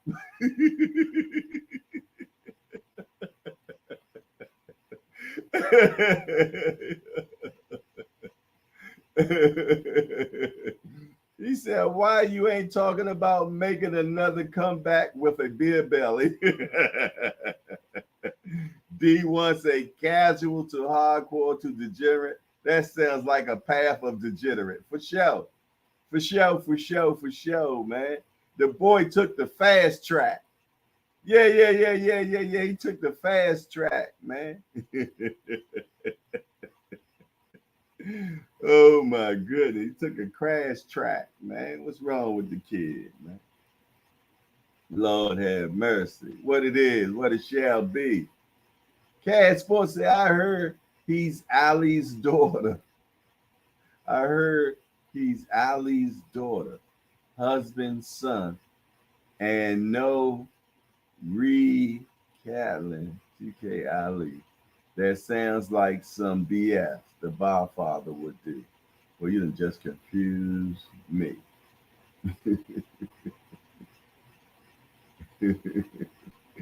Hey, the link is in the chat, man. You dig, man. Do y'all believe what Robert Garcia says, man? Do you believe that Devin Haney is going to beat Tank? And do you believe that the longer the fight takes to happen, it makes it more better chance of Devin beating Tank? Talk to me. I want to know what you think. Man. That's right. I'm talking to y'all mighty warriors out there too, because I know you're listening. Oh, I know you're listening, man. Yes, indeed. I know you're listening because I see you in the building, man. I see you in the building, man, in my third eye. Man, I know exactly who is the warriors. I see you. Yes, indeed, man. You think these binoculars I got on? magnifying specials can't see who's in the voyeur room? Oh no, I see shit. I sure enough do, man. I know who you is. I know who you is, so you might as well come on out. Come on out. Talk to me quick before I forget, man. That's right. Get your tea together, Aunt McQueen. Go on, get your glasses and cups together. Senior, go ahead and get your brain together, man. So I want you to be able to make complete thoughts, okay? Complete sentences. You did. B3, go ahead and roll your J. Yeah, Lord, I tell you, man. Go ahead and roll your J, B3. And he's in those. What up, B3Z? You got your J rolled up, boy? Jay, you already know, family. Yeah, that's that old school terminology. We used to call it a J. I used to thought my mom named me after that one day, man. I really thought my mom named me after a joint. She called me one. No, seriously. She called me one day. I couldn't have been no more 5 or 6 years old, maybe 8 at the most. And she called me. She said, Jay, I said, yeah. She said, I want you to look on the green chair and get that J off the chair and put it away for me. I'm like, I am on the chair. She said, no, that white thing right there. I said, okay. She said, yeah, go put it away. And at that point, I thought that's what I was named after, a joint. You did? Because that was my name. And she said, Jay, get the J off the chair and move it. So I'm 8 years old. What would I think? I'm named after a J. But I digress. What's up, B3? Hey, I can't call it. This is another beautiful morning, man. Shout out to everybody in the hangout, all the people, D1, Remo, Senior, Ashley Corner, Al Booger. I mean, we got the list goes on, man. Mike Rhyme, who else? That's like Fender Bender, Everybody Passport. up in here. Yeah, Shout out to everybody, man. If I missed you, I love you. Shout out to you. No doubt. William Old School. Remo, you know he up in here. You already know. I'm surprised ain't nobody jumped on you. I guess they want to hear what I got to say. I'm a spark something in them. Yeah, but like this J. Like the J. I'm with it. But no, I just thought, I had to send it to the Apple chat. I thought it was funny. Anytime somebody pick against Tank, it's almost like, how do I put it? Like, it's almost like something that you don't see often. What up, BNB? It's just something that it's such a rare occurrence that it's even worth a show. You know what I'm saying? Because at the end of the day, Tank is the main draw in boxing. And Devin Haney is becoming one of the biggest talking points, a sticking point. So anytime that somebody picks against what the more than likely people believe that Tank is going to win, he's going to be the favorite in that fight. Mm-hmm. So the more people, people that believe that Haney can win is actually going to help the fight happen. Because if the majority of people don't believe Haney has a chance to win, then it ain't no buzz. It ain't gonna be that buzz that they need to make the fight. Okay. I can agree with that. Okay. What it do, BNB? Oh man, man, time was growing my throat. For this fight, man, I'm not gonna invest in this fight like I did with the Earl and Crawford fight, bro, because of. We put so much into it, bro, and when it didn't end up like I thought it was gonna go, man, that was quite hurtful, man. I mean, I went into depression for a little bit behind that. Not depression, bro. It was serious, bro. You gotta understand, bro. We argued about this for years, bro. Mm-hmm. So with these two dudes, man, I like them both. I'm gonna be honest with you. And we all know that Tank got the boo-bop bang, and Devin is a hell of a skilled fighter with high IQ. And Tank, like y'all said, have a lot in the bag that he hadn't showed us yet. He hadn't showed us some of that yet.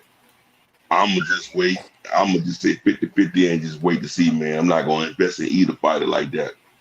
they're gonna have to both just show me because it's not gonna happen anytime soon, man. So I'm not gonna wait the next 2 years arguing over this here, and then it's not gonna go probably like either one of us say it's gonna go, and then it's gonna really take a toll on you. Then watch what I tell you.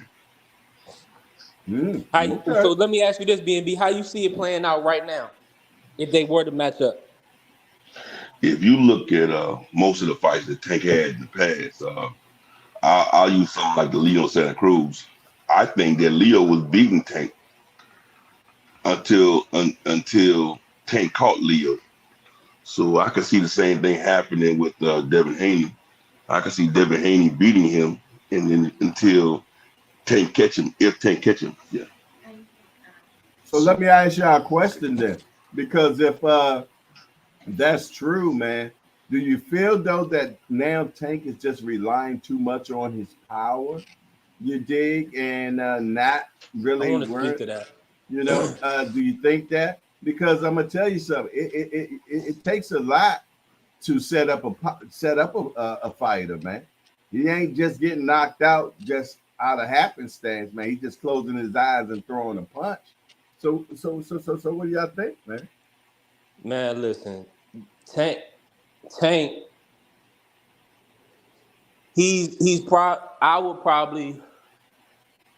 I'm gonna have to rank him number one most skillful in boxing. And what I do not like about it, and Coach Calvin said it, I hate that he's in this position where he has to knock dudes out. You see what I'm saying? Like, if he don't knock a dude out, then he lost the fight, or what even Coach Calvin said, it's a stigma on Tank that's what he do. He knock people out. So if he don't get a knockout, it's gonna be a bad look. But this is why I said that to say it's a shame that we can't just enjoy him boxing, even if he boxes a dude for 12 rounds. It's a shame how great he is. He has to, close the distance on Leo Santa Cruz and lose a couple rounds. You see what I'm saying? Just to get the knockout. He could have boxed Santa Cruz. You see what I'm saying? And hit Santa Cruz with counter shots. But because he's a knockout. Look at Floyd in the Barrios fight. Floyd in the corner, like, come on, I need you. Like, even though I'm sure he just wanted him to win the fight and he was probably down on the cards or whatever. But they need Tank. They really want Tank to get these knockouts. So that's kind of forcing his style a little bit. But, I mean, you got to look at what he does off the back foot, too. He's the most skillful. Buddy. Hey, man, let's can't get right talk, man, because it seems like he's bubbling over. Can't get right. What you got going on, man? Yeah, what you mean that they need him to get these knockouts? You got to put it like it is. Tank want them knockouts. Tank want to kill a nigga in there. You said Devin got the highest IQ. That's what you said? No, he said Tank does. Yeah, no, he said something about Devin before. That's what made me chime in. He said that Tank has the highest IQ in boxing is what. So what did he say about Devin? What did he say about Devin? He can't whip Tank. We ain't even talking about Devin. You know I don't compare them two. No. Before, when you first started, you said Devin is the most skillful. Hey, you hearing stuff? Yeah, they didn't hear that. Yeah, you hear? No, you're hearing wrong again, man. That's what made me jump on, man, because that's what he said. No, you hearing wrong, because that ain't what he said. What he said when he said that? Nah. But I'm gonna be honest with you, Devin got some good feet. He showed some real good feet the last couple fights, but nah, man, he don't have the repertoire that Tank got. That's not even close. He would literally, let me say this. He has great skills. He's a high-level boxer. Y'all already know this. But he would literally be doing something unprecedented that we're like, y'all couldn't even dream or believe of if he was able to get a win over Tank or get a decision. What Robert Garcia said, he could get a decision with Tank. Robert Garcia just said that. So we're talking about somebody doing something almost unfathomable. But yeah, Tank is the most skillful. I mean, we just got to keep it, call it a buck. I mean, that's just what it is. few people fell off. I don't know how Senior they hearing fell stuff. off. Yeah. Senior, he listening with them Wim old school ears right now, man. Speaking of Wim old school, he in the building. What's up, old school? What's happening? Only you know. Tell us. Man, I'm going to go back to that damn Loma fight. Okay. That kid sat in the corner, told his daddy Loma got him figured out. Tank catches Loma. Tank catches Devin like Loma was catching Devin. He ain't going to have to do multiple hits on Devin. He's going down. Flat out. And I don't think it'll last more than maybe 6-7 rounds. I think Devin's gonna try to run from him. Once Devin feels that first crack, but it ain't gonna last. Tank gonna stalk him down and get him out of there, bro. Especially when Devin can't hurt him. Now let me ask you this, real old school. Do you? And it's probably like a 2-part question for you, because AB said with the 8-ounce gloves, Devin would have been knocked out. Now, and that's very well true. But let me ask you this: do you feel like the time that has elapsed and what Devin has been able to gain over experience, is that gonna help him in any way, or is that's gonna help him to that 6th round, and you don't see the fight going any other way? Yeah, I think it'll help him to around the 6th, maybe the 7th, but it ain't gonna get no further than that because Devin makes too many mistakes. Loma proved Devin makes too many mistakes. He goes in the ring with Tank and makes them same dumb mistakes. He will be on the canvas. And like your boy said, he ain't getting up. Yeah. So this is how I look at I give him a little bit of credit. I don't think he should have been fighting at 135. And a lot of people, and with Lomachenko was a hell of a fighter. I don't think the game plan will be much different for a Tank fight, and Tank's strategy is going to be different. Like we already laid it out. Everybody is going to expect Tank to knock Devin out, so he's going to be pressing forward. So Devin is definitely not going to have to fight the way he fought Lomachenko, because Tank he's going 9 times out of 10 be on some seek and destroy. And he even said that out of his mouth that it was gonna be a different type of fight. He was pretty much gonna press the action. So he kind of let it be known what it would have to be, because he's the shorter guy and he has to close the distance. So it's still an interesting fight. I think it's gonna go decision, because this is what I look at it like this too, though.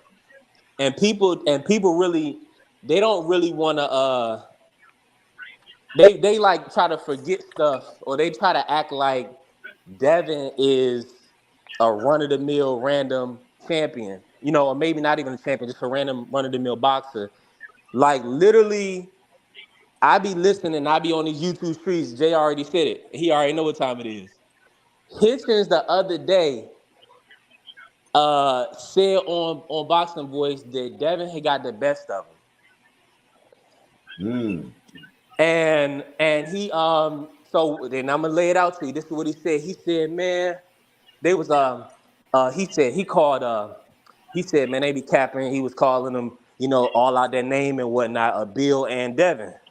He said, yeah, Bill tried to say Devin beat my ass. I ain't gonna go too long with this. He said Bill tried to say Devin beat my ass. Now, beat my ass is what I did to Bowser. That's beating my ass. Ain't nobody beat my ass. But what he said was, he flew in the night before to Vegas. He got there around 1 a.m. The day he sparred Devin the day after. Floyd told him not to spar Devin. He sparred him anyway, and Hitchens said he got the best of him. Now we talking about, this is just sparring. This is just back in the day. And that's what I'm saying. So we talking about somebody that's getting the best of. We already know they got money from AB Daddy and them off the sparring. So we already know that that happened. Right. Now Hitchens coming out and saying he got the best of him. So we gotta start. This dude is not and this dude is not, and we already know what he's done at the championship under the lights level. He's undisputed. So he gonna give these dudes a run for their money. Like, he ain't no chopped liver. Okay. Look, one thing about Tank, and if you really watch Tank, and I really watch him, you understand what he's doing. Tank has a couple of things he's doing. For one, he wants to feel your power. He wants to feel what you got behind them gloves. Right. Another thing is he wants you to build your confidence so you make mistakes and think you can just throw on him. He did that to Rolly and then cracked Rolly in the next week. He did it to Ryan. He's going to do the same to Devin. He's going to download on Devin. And then when Devin starts getting a little confidence from hitting him, he's going to crack the hell out of it. Yeah, but one thing we can say is that Devin is definitely not Rolly. You dig? So I'm not going to do that. And no, nobody's saying Devin's Rolly. Yeah, but hold me. Let me finish. Okay. And as we seen against the fight against Regis recently, where he really could have maybe even brought a stoppage if he had brought accumulative punches and took more risks, he wouldn't. He wouldn't do it. And he even said reason why he wouldn't. So will he take the risk or do repetitious things that fighters do against Tank? Because Rolly kept doing the same thing repeatedly. Ryan kept doing the same thing repeatedly. And that's what ended up getting them on the ground. Do you think that Devin will continue on making the same things over and over, the same mistake over and over? Dev's playbook ain't that thorough from what I've seen. Let's face it. Unless somebody hasn't pushed him to use his whole playbook, then maybe that's a whole different story. But I haven't seen a big playbook out of Devin. Okay. I got another question to ask y'all, man. And as I played earlier, Richardson Hitchens said he asked Tank about 140, fighting Devin at 140. And he said that Tank told him, I will fight Devin at 140. And also, I wouldn't ask for a rehydration clause. Do y'all think that's smart? What do y'all think? Hey, Senior, we don't want to hear all that, bruh. My bad. What do y'all think, y'all? Me personally, I mean, Tank gonna fight him. Tank gonna fight him if it makes sense. I don't think he really checking scales. But I mean, I do believe that Al and Floyd is gonna protect Tank's best interest. So they're not gonna put him in there with somebody that could potentially beat him off of being able to survive and kind of knowing and being a skilled boxer. You know what I'm saying? They don't want to even risk somebody potentially edging Tank just off of that fact. Because remember, Barrios went 11 with Tank. So and he had some good moments. So even getting knocked around the ring like he did, they still had Barrios up on the card. That's why Floyd was in the corner like, yo, get this dude out of here, because they might try to clip this from you. So with Devin, if Devin can stay on, he hasn't touched the canvas yet. So if he can stay on his feet, bro, it's gonna be a good fight. It's gonna be. He just got to stay on his feet. Remo, what you think? All right, first off, y'all gotta stop giving y'all opinion when it comes to these fights. If y'all actually go back and check the scorecards, them niggas wasn't up on the scorecards.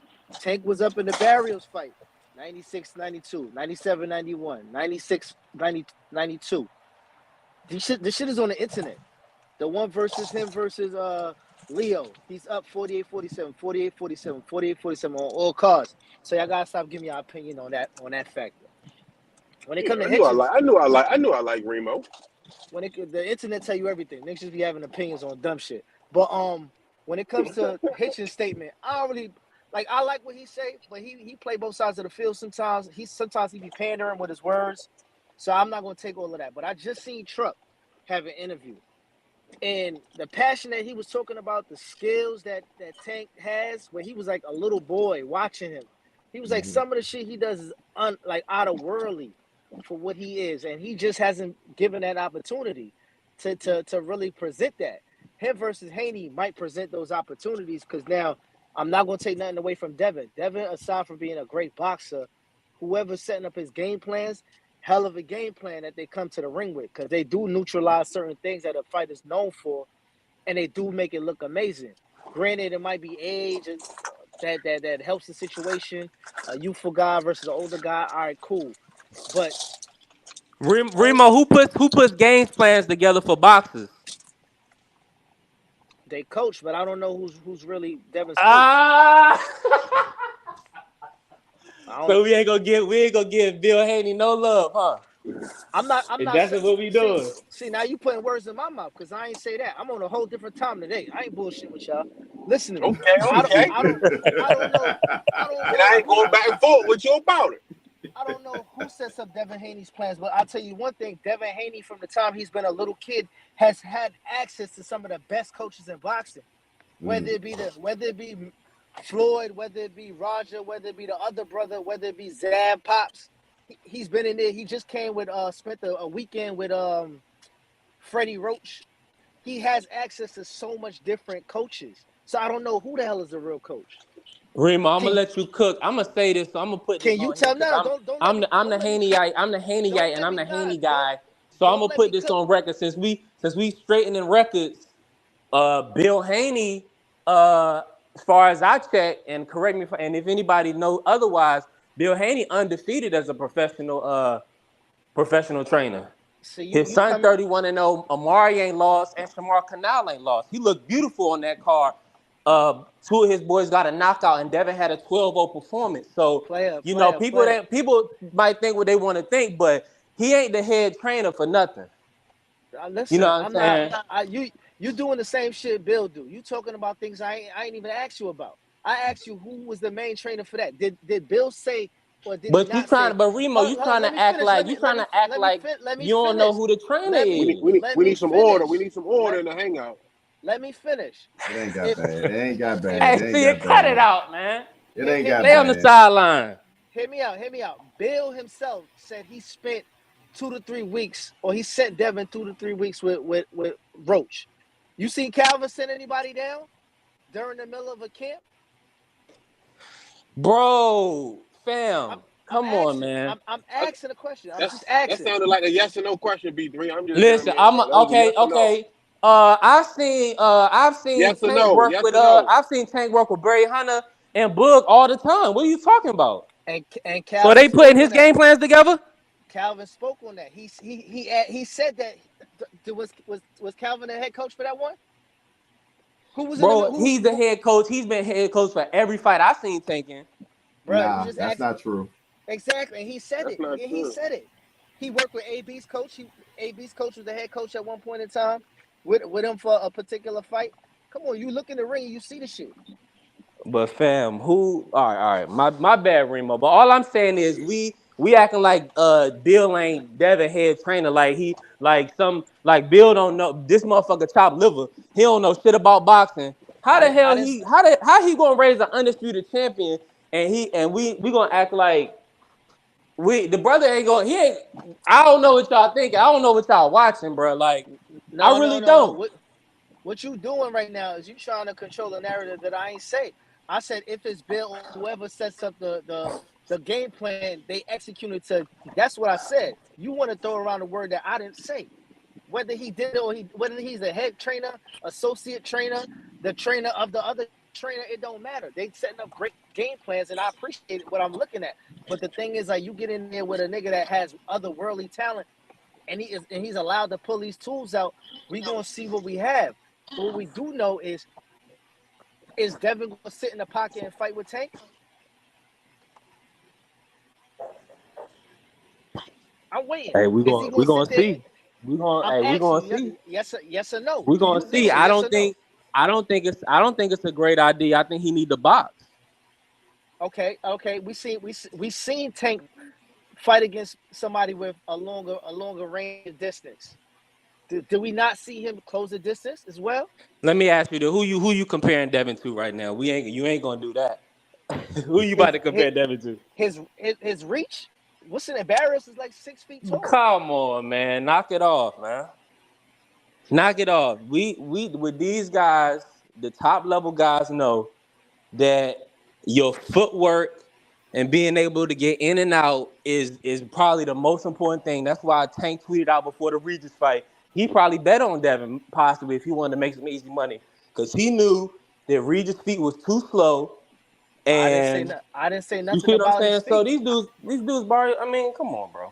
I tell you what. Let's get Can't Get Right. Can't Get Right. What you got to say, man? Man, I'm just listening to B3. I mean, ramble on. I'm just listening.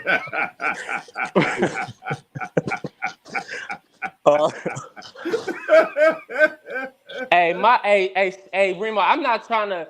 But this is what I do. So my bad if it came off that way. But what I'm trying to, the thing about it is that on our side, we all look at it as we looking at it from a certain lens. But I'm like, listen, a dude, yeah, he got a lot of hats, so he maybe put his foot in his mouth quite a bit. But we can't act like, you know, he didn't raise an undisputed champ. Like that's just cemented in stone. Like we not going. Nobody don't talk bad about. Nobody be like, oh well, Lomachenko, who's making Lomachenko plans? Like, you know, who, you know, with these other fighters, you know what I'm saying? But because I mean, the proof is in the pudding. B3. You don't gotta apologize to me, man. I'm a Brooklyn nigga for real. We like this shit. Like this shit fun for me. I'm laughing over here. Already. But what you gotta remember though, right? I'll get a stage back, right? We've seen an evolution of Tank that he doesn't really get credit for, right? They changed his style based on being around Mayweather after, let's say, the Gamboa fight, where he was really in there first round going for it.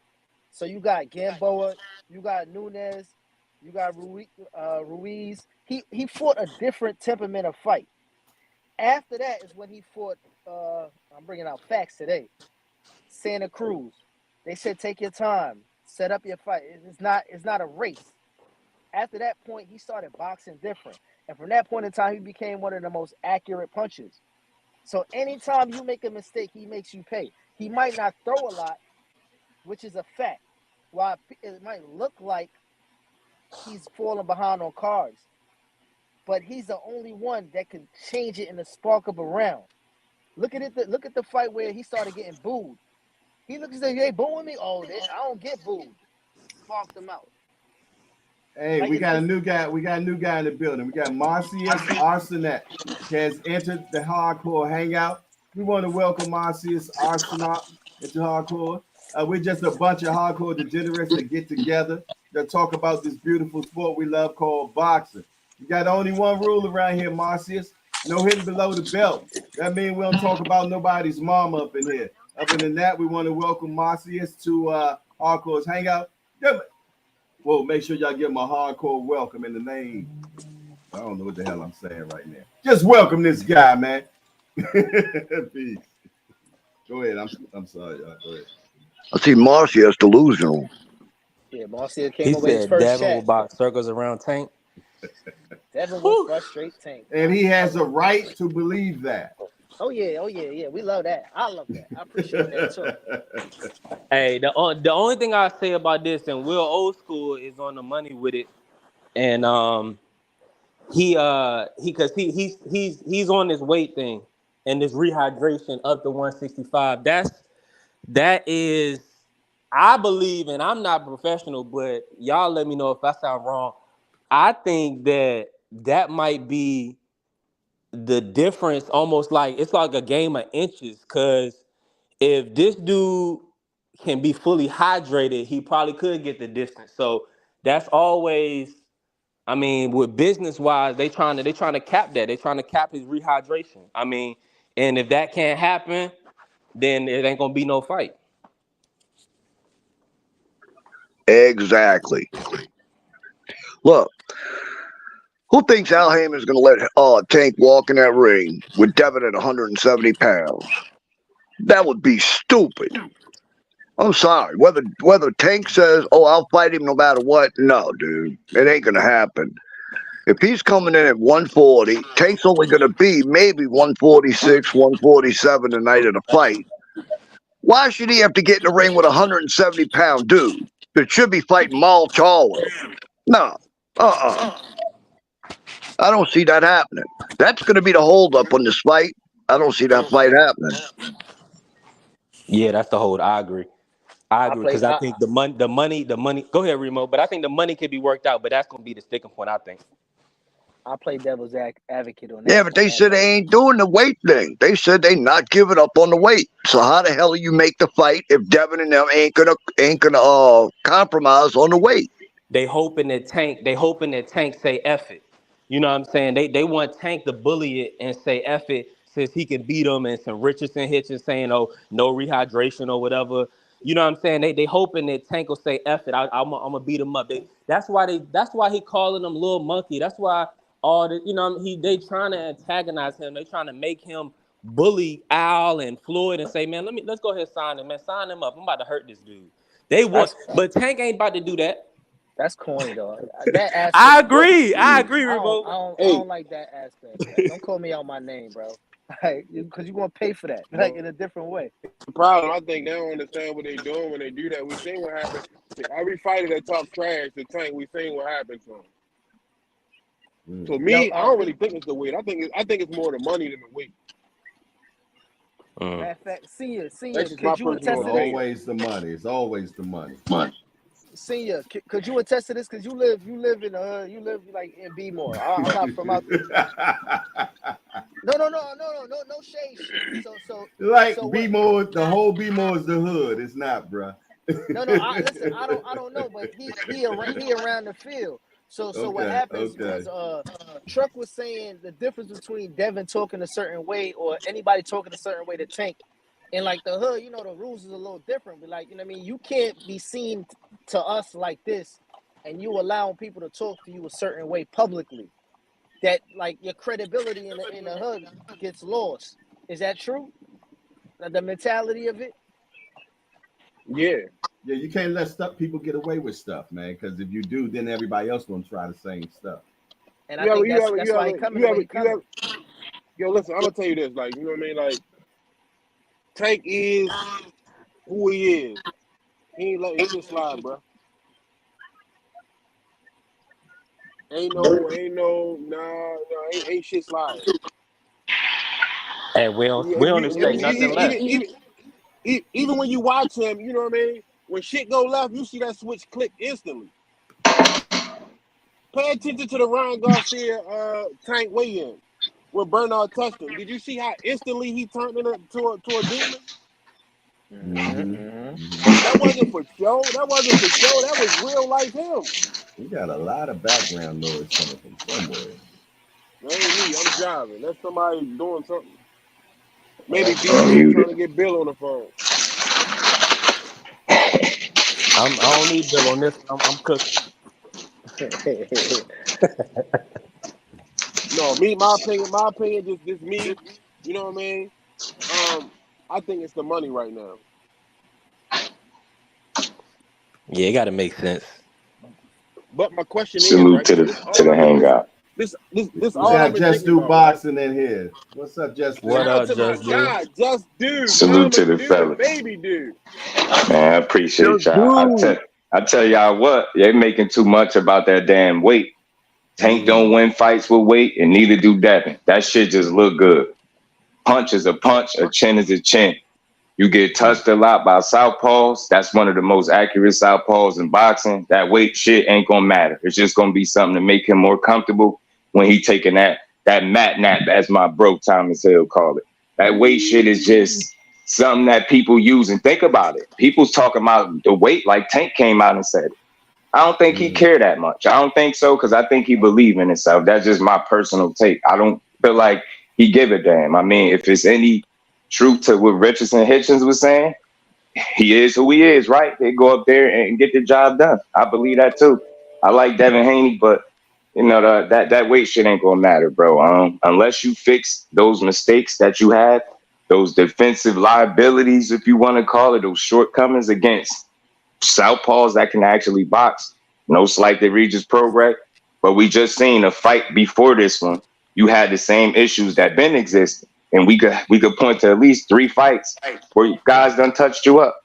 Tank is better than all them guys. by far. And I can't dismiss how accurate he is. Everybody say, you can't beat him throwing 6-7 punches around. Why the hell not? Now, did he land the right ones? He get you out of there. How many punches did he land to really end the Hector Garcia fight? No, I'm not saying Devin is Hector, but that man really punching like that. So whether you a light heavyweight or not, man, your ass gonna get slept if he catch you. And I think he will, because the stats back it up. He's by far one of the most accurate power punchers in boxing. So it's just hard to dismiss that. And unless he's corrected those issues, when you're going up against a guy that's actually a complete athlete closer to your age, you're going to be in trouble. It's not going to be an easy fight. Nah, because Devin could fight his ass off, but the mistakes are there. And we all know who's one of the best at capitalizing off the mistakes that you make. That's why I asked Just Do Boxing to come in here, man, because he gives you that reasoning, man. I like it. Hey, Jess, I gotta ask you this real quick, fam. I want to say this real quick. We gotta establish what touching up is, though. Hold on, Sing. That man talking. You gonna jump right on? I wanted to cut him out because I'll take Just Do over B3 any day. I understand, but B3 speaking, then right after B3, you, my brother. I already said what I had to say. Hey, Senior, I'll take Just Do over you any day. How about that? You got some good jokes. You know what I'm saying?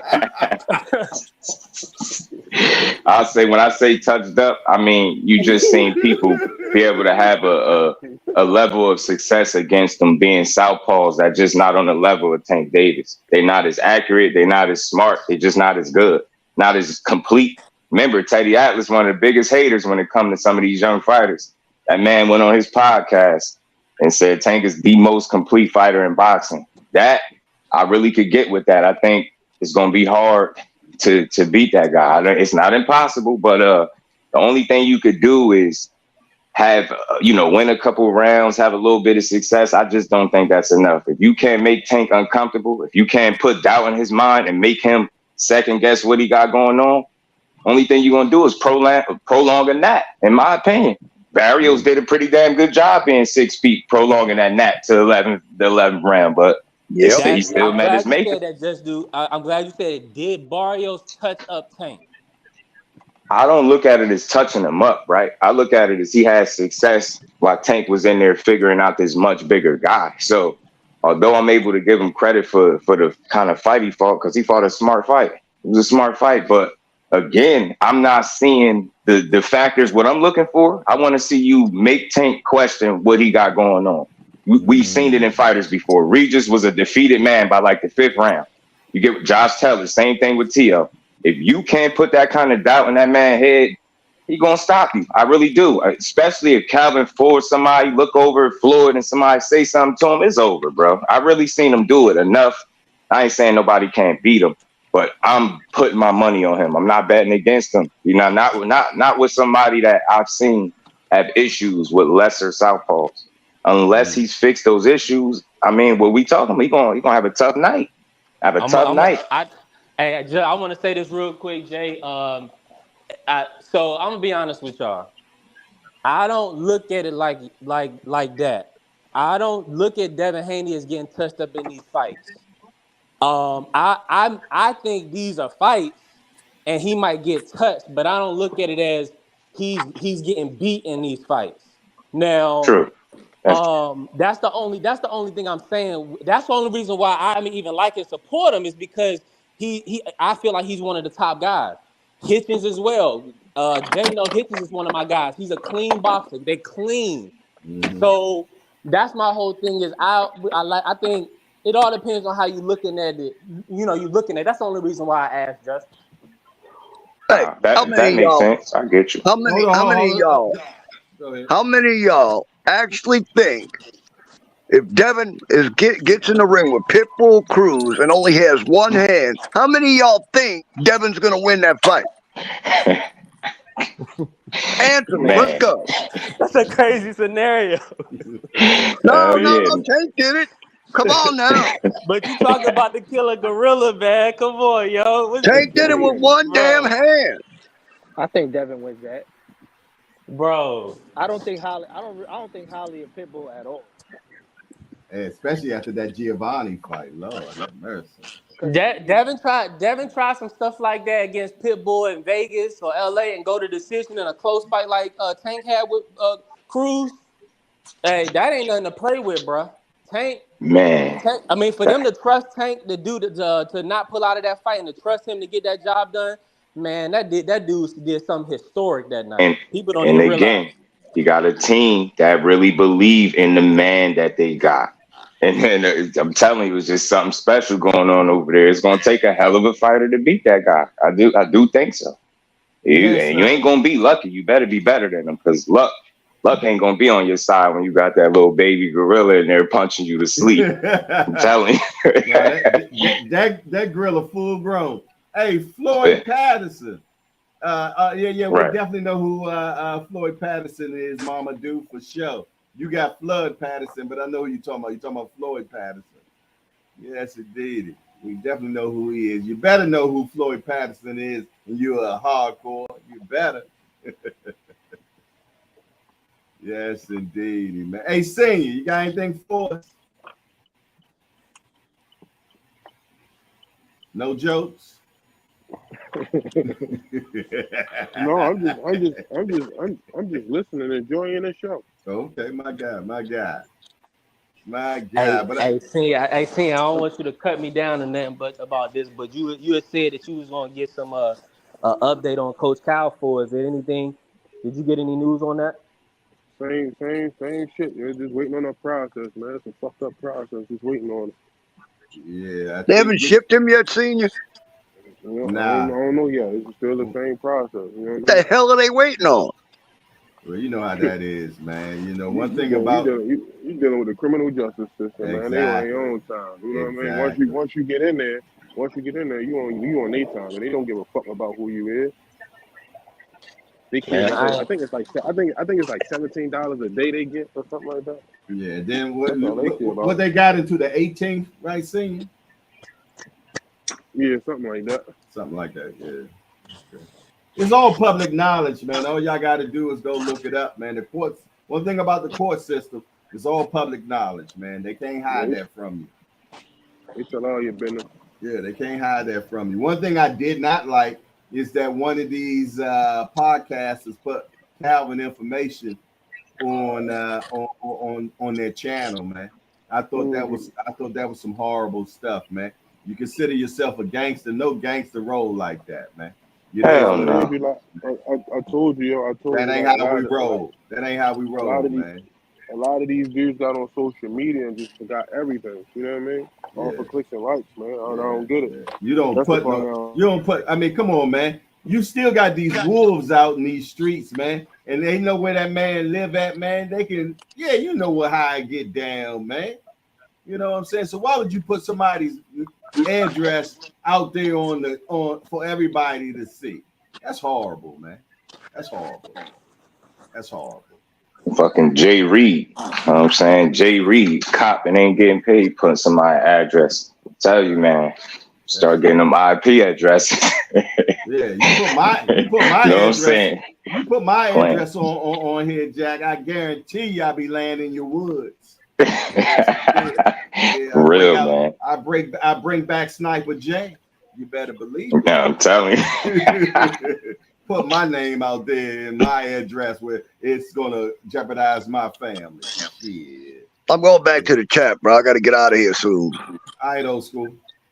All right, bro.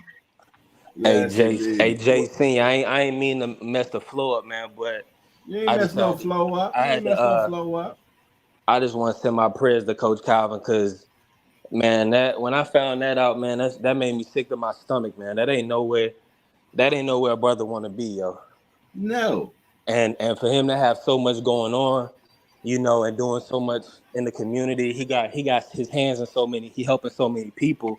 Yeah. These systems, they need to work a little faster, yo. But they don't, like you said, they don't work on your time. But I feel like, you know, certain people need a certain level of diligence, in my opinion. All right, I just got something. Teofimo versus Jermaine Ortiz, February the 8th, Michelob Ultra Arena in Las Vegas. It's official. Teofimo versus Jaime McGee. I mean, not Jaime McGee. Jermaine Ortiz. I apologize, y'all. Jermaine Ortiz against Teofimo Thursday, February the 8th at Michelob Ultra Arena in Las Vegas. It's a Thursday fight, y'all. Right. That's a what you said? Top ranked fight on ESPN. Thursday. It's going to be Thursday. Thursday, February the 8th at Michelob Ultra Arena. Jermaine Ortiz against Teofimo Lopez. Exactly. It's a cool fight. It's not a bad fight. That's Super Bowl weekend. Oh, that's gonna be lit. Mm-hmm. Yeah, they've been talking about it for a minute, so it's official. It's official. It's official. It's official. T.O. is such a fraud.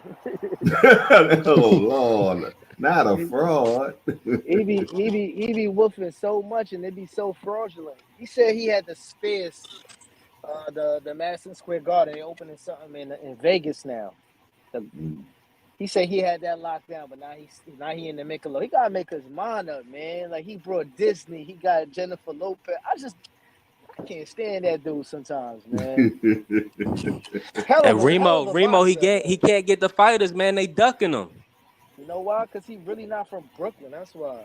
From Florida, man. You never seen no Teofimo before. And he out here pocket watching too.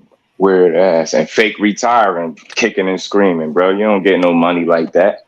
I'm trying to demand it. Talking about I brought in 100 million. Man, what? He just throwing numbers out there. I'm like, God damn, T.O. Because I hear that he don't sell as well as people think he do.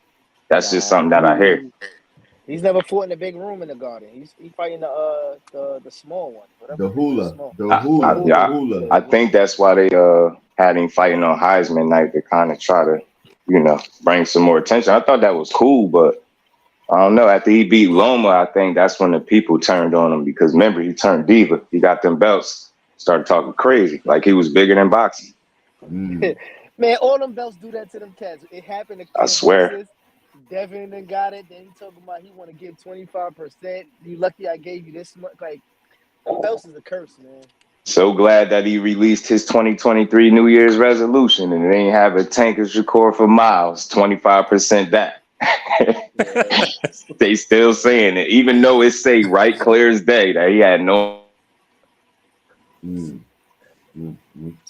ain't even get to ask B3 about that. That's what I really wanted to ask you about too.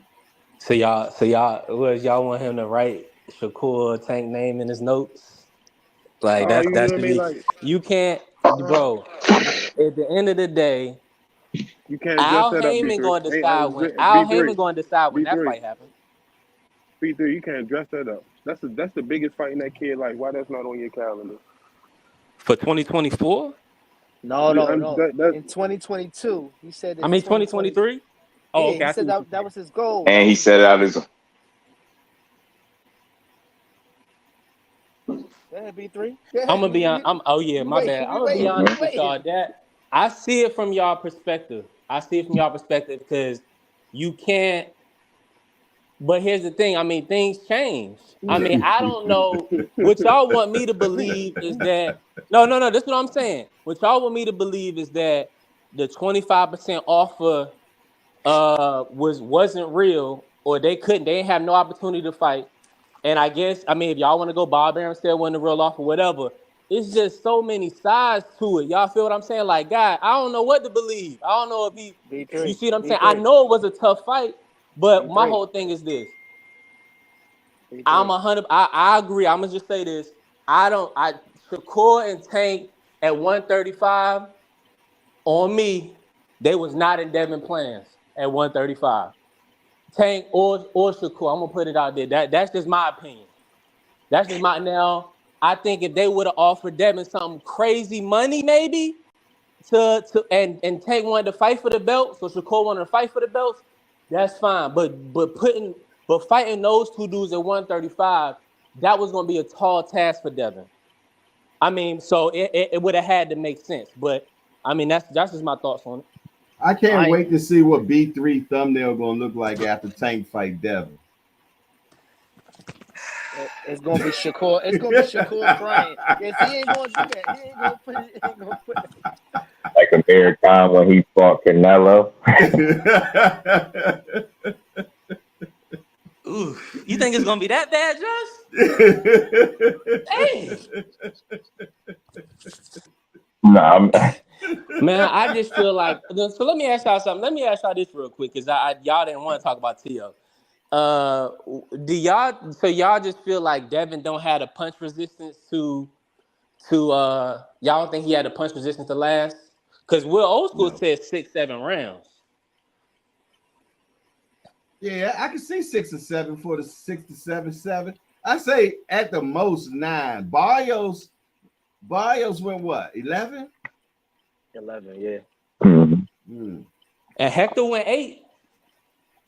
He got. I mean, you know, we see how it ended, but you know, if you on these YouTube streets, Peter already said, you know, that's Hector's MO.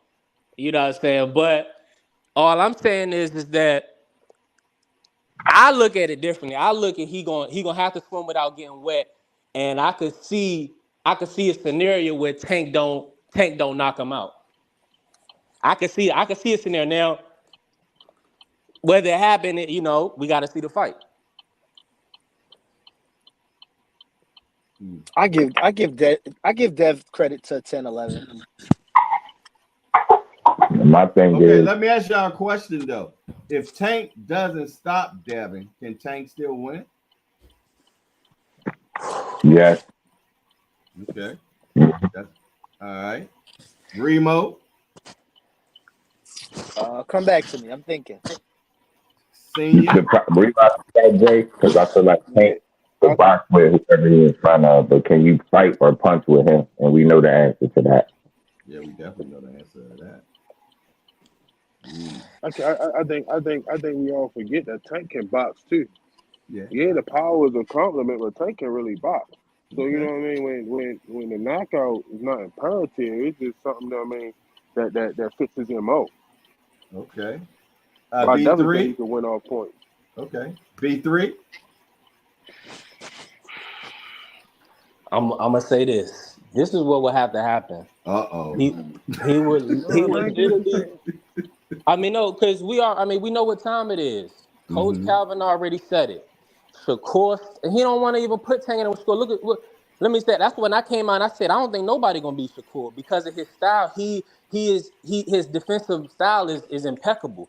My whole thing is this: these dudes will have to literally be perfect to make it 12 rounds, because you can't get winded. You're gonna have to be in like 15, 16 round shape.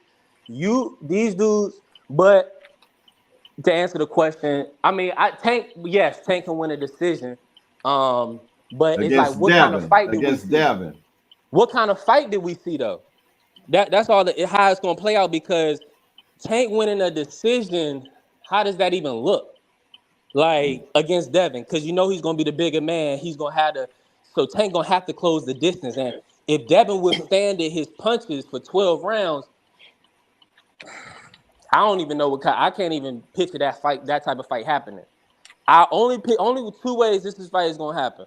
It's either gonna be Tank, Devin, keeping Tank on the outside, just keep boxing him, turning him, you know, not letting him get in and and pop shotting him to the end. Or Tank walking Devin down, Devin getting caught up. Like you say, in the back, it'd probably be in the back half of the fight. His feet stop, and then Tank stop him. But my whole thing is, I just don't see his feet stopping. I don't think his feet gonna stop against Tank. He gonna keep moving the whole night. The whole night. Ant McQueen. Yes, sir. Can Tank win a fight against Devin without knocking him out? Yes. Okay. Just that simple. Yes, it is that simple. Okay. Thank you.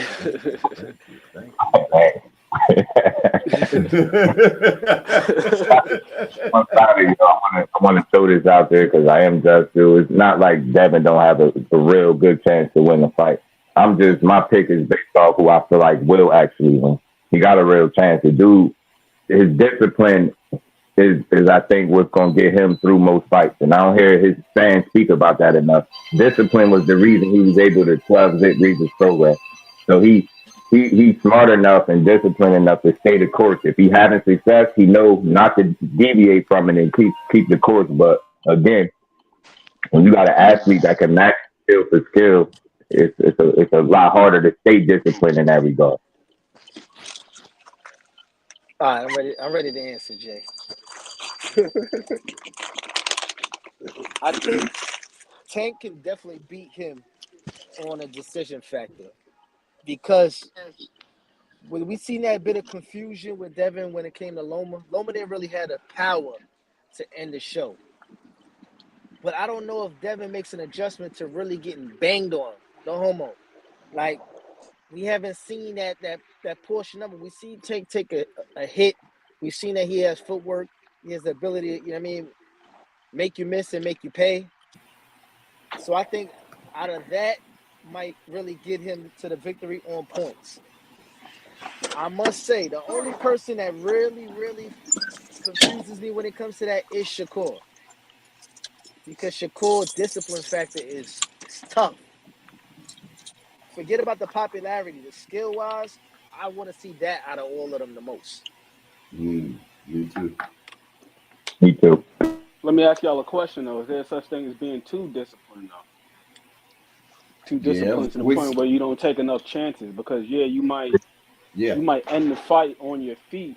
Yeah. But if you didn't do enough, you still got to score points. You got to have some offense. You got to have some offense. Ultimately, the name of the game is to hit and not get hit. Just not get hit. You know what I mean? Right. You're going to need a perfect combination. Exactly. So that's where it gets a little bit tricky. That's where it gets a little bit murky for me. I'm gonna delete that last fight off of Shakur's resume. Let's take that one off. He hasn't shown me the non-willingness to just sit back. Like, let's say he was hurt the last one. The fights beforehand, even with dudes with power, he gave something back. So I wouldn't say that he's just a runaway type of guy. I think the closest fight was that the Nakatani fight. Jeremiah Nakathia. Nakathia, that's what I meant. Yeah. It wasn't a lot of offense in that. See, but the Shakur, the Shakur not throwing punches. He's still walking. I like the fight with Edwin because he was still walking Edwin down. So Shakur, man, listen, man, we got a lot of haters. That's why I don't even be on social media. Y'all probably won't find me on there. It's just so many negatives. It's just so many negative people. Hold on. So you got a ghost account? Either you on there or you're not. What you doing right now? Man, I'm on YouTube, man. No ghost account. My bad. I don't know if that came out wrong. No ghost account. But okay. But it's too many negative people, yo, man. This dude, obviously, we could see he was hampered, and they trying to paint a narrative about Shakur. But we can tell if you watch the fight, if you know anything about boxing, man. I looked at it first. I was like, yeah, Shakur was hella hesitant. Rewatched it, man. Shakur was walking this dude down. I was like, now he didn't know. Edwin was good. Edwin was hella evasive. But at Shakur, of course, he didn't let his left hand go. But to tell me he boring, man, it's just a lot of negative people, man. There's a hella negative people out here. Let's piggyback off of something that you just said right there, B3. And this is exactly why I said that there's a possibility that being too disciplined can actually lose you a fight. And I felt that was the case with Edwin De Los Santos. At some point, if you realize that the guy isn't throwing his left hand, and you already claim that the man didn't have any power, when do you step to him? Exactly. Yeah.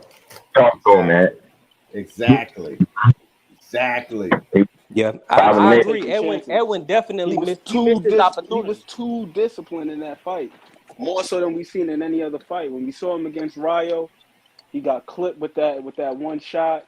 He was on Bambi legs. He came back. He was throwing hot shit. You know what I'm saying? In that fight against what's my guy's name? Joseph Adorno. They wanted to show that he could box a little bit more. And I think with Shakur, he was just a little bit too disciplined. Like, I felt like he followed the game plan a little too well. At some point, you kind of got to deviate from that and start to press and make the action. You can't just be gesturing, pointing down at the ring and telling the guy to come fight you. That's not making the fight. You got to step to him. And So to would your you? point, every time Shakur stepped in his wheelhouse, he was looking to counter as opposed to looking to be first, because he didn't want to make mistakes. So he was too disciplined, and it stifled his offense. And it stifled his offense. And that's the thing that worries me with some of these guys against Tank, where it's like, if you get into a fight with this guy and you know that there could be some hot shit coming back at you and you don't want to let your hands go, you know, does that slow your offense down a little bit? You just seen with my guy Errol Spence. Errol Spence had one of his lowest punch outputs against Terrence Crawford. He got counted a couple times, and after that, he wasn't really throwing the same way that he typically does. You're talking about a guy that normally by the 9th round, he's got over 700 punches thrown. He only threw like 400 in that fight. So does that slow your offense down a little bit? You know what I mean? Like being disciplined. Now let me ask you this, and anybody else. Let me ask you this. So with the Devin and Billman saying their offense is their defense, is that going? You think if his I could, if in a sense that if Devin does lose by decision, he probably didn't let his hands go, right? And he kept his hands tucked. And but do you see a scenario where Devin trying to make his offense, his defense, trying to, keep Tank on the outside, that might put him in a situation where you see he was throwing too many punches and he gets caught that way? For me, it's not just a matter of throwing too many punches, but it's more so what the selection looks like. Because one of the things that Tank is very adept at, I got to give Tank a lot of credit for this, as well as Terrence Crawford. These guys have excellent timing, and timing is not just a matter of when you throw a punch, but it's pattern recognition. Like if you throw the same thing the same way several times at the same fucking speed, eventually these guys will see, okay, he's doing this. Like with Leo Santa Cruz, it looks like he's having a lot of success, but he realizes, oh shit, the guy just threw the same right hand 3 times in a row. Now I'm going to counter you with an uppercut. With Rolly, it looks like he's having a lot of success, but he's throwing the same combination over and over again. He was throwing a 1-2-1, jab, right hand, jab, and ending it the same way every time. If you look when he got clipped, that's the exact combination he was looking to throw, and got clipped while he was throwing it. So with Dev, I think the challenge is going to have to be, how do you keep your offense consistent enough to keep the guy thinking, but also at the same time varying your punch selection enough, and also the cadence of your punches to where you're not throwing the same thing over and over again. Again, we talk about Errol Spence or Bud Crawford. You watch that fight, Errol Spence is usually 1-2, and then it's double jab, and then he follows it with the straight left. And if you look at the way that Terrence Crawford defended that, it made it extremely difficult. All right, he's gonna throw the straight right hand. Throw the straight left hand. He's gonna overcommit a little bit. Let me step to the side and allow him to overextend himself, and then put him in position to counter. So I think with Dev, it's like he's got to find a way to be creative, and that's extremely hard to do when you start getting tired and you're also concerned about what's coming back at you. To be fresh and to be inventive and intuitive and all those things, it can be done. But I think that's what he's going to have to do. He's got to be creative with his offense. Like he can't afford to fall into any traps where he's throwing the same thing. Otherwise, he's going to get timed, and I think, it wouldn't be pretty.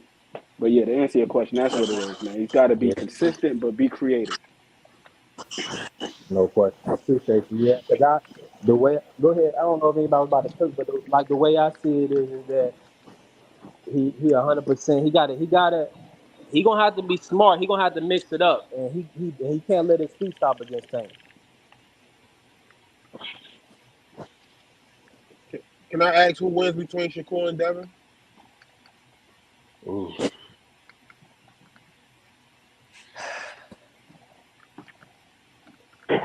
Who you ask? I mean, the shit. Damn, crickets. I'll say this, bro. That's a I believe if that fight happens, it's 50-50 type fight. Yeah. It's a chance both guys to win, but I lean towards the pedigree, temperament. I just think one guy is more comfortable and he got more legs to him when he really in his bag. Not, of course, not that shit we just seen, but a guy that's fully locked in. I don't know. I just feel like the pedigree is what's going to show in that fight, and that's going to separate them two.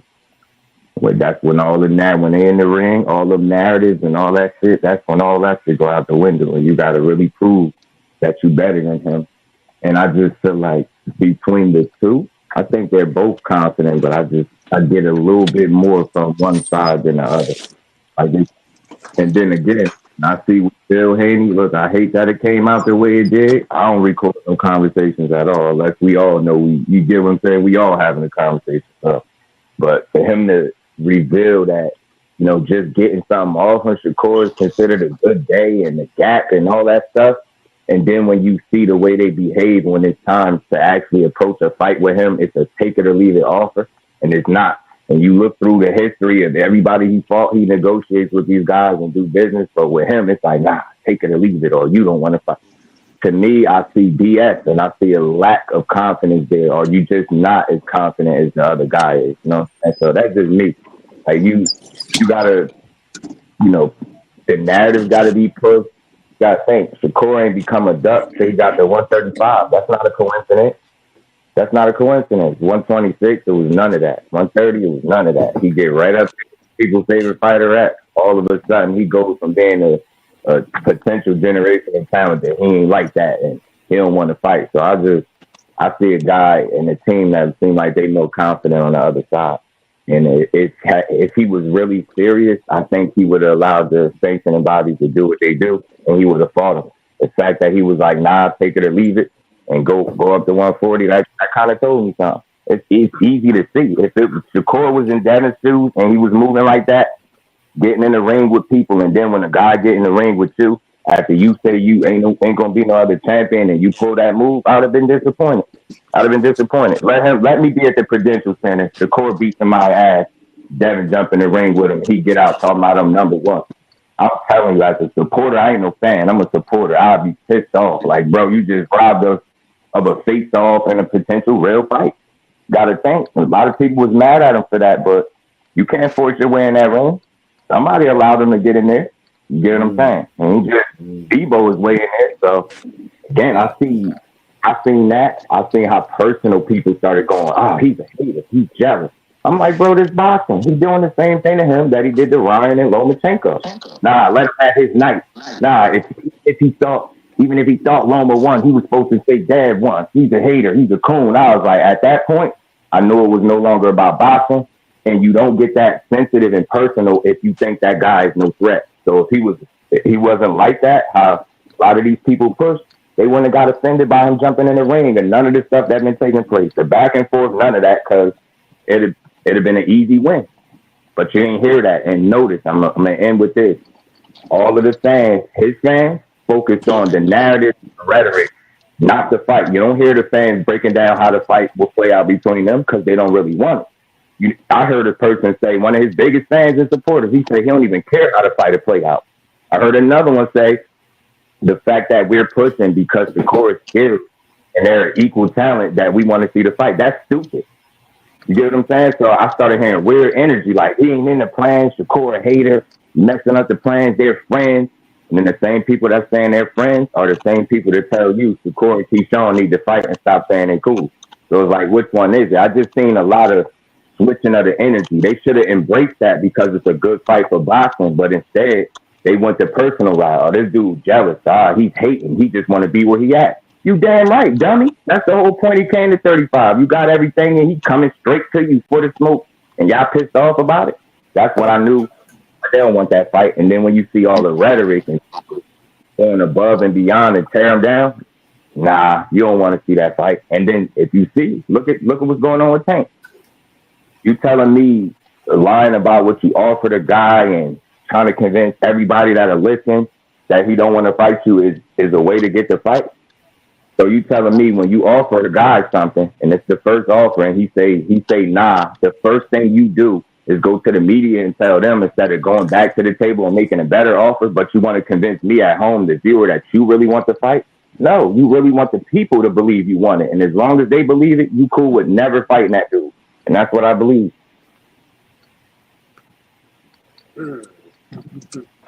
Just he dropped. Just dropped the mic. He dropped the mic. He dropped the mic, didn't he? Just out here cooking. Shout out to Just, man. If you ain't subscribed to Just New Podcast, go subscribe to Just New Podcast. You're doing yourself a great disservice. Better trainers, more pedigree. He won't beat Shakur at no weight at any point in their career, under any circumstances. Both of them dudes come in 100%. I don't see no scenario where he beats Shakur. 10 out of 10, I see Shakur beating him. Just a smarter guy. Who you talking about, Just? I think Shakur a little bit stronger than he is. I don't care about that damn weight. I see the guy look like he got more of a considerable punch. And that jab that people give him credit for, I hear what the fans say, but I also hear what the fighters that's in the ring with both of them say. And it's not 100% in favor of Shakur, but I ain't gonna lie. Out of 10 guys, you might have 2 that say Devin is probably a better fighter. You know what I mean? You might have 2. The rest of them guys, they say Shakur's smarter. They say his jab is even more versatile than Devin Haney's jab. So I done heard it all. So I just keep hearing it. That's what I hear from most boxers. That's all. That's what I'm going to go off of the guys that's in the ring. Like how people shit on Keyshawn. I listen to the trainers and the guys that be in the ring with him. I'm hearing middleweight saying the toughest work they got is from Keyshawn. That's telling me something. I'm hearing how the trainers speak about the dude. So I don't know. It's just the book. You got to wait and see what he do. But I respect talent, man. And again, I think that's one of the better young fighters. He just got to prove it, man. He just got to get back in there. So my question is, you know what I mean? Like, when do we get that fight that shows us that Shakur is everything that people say he is? Because I haven't seen it yet.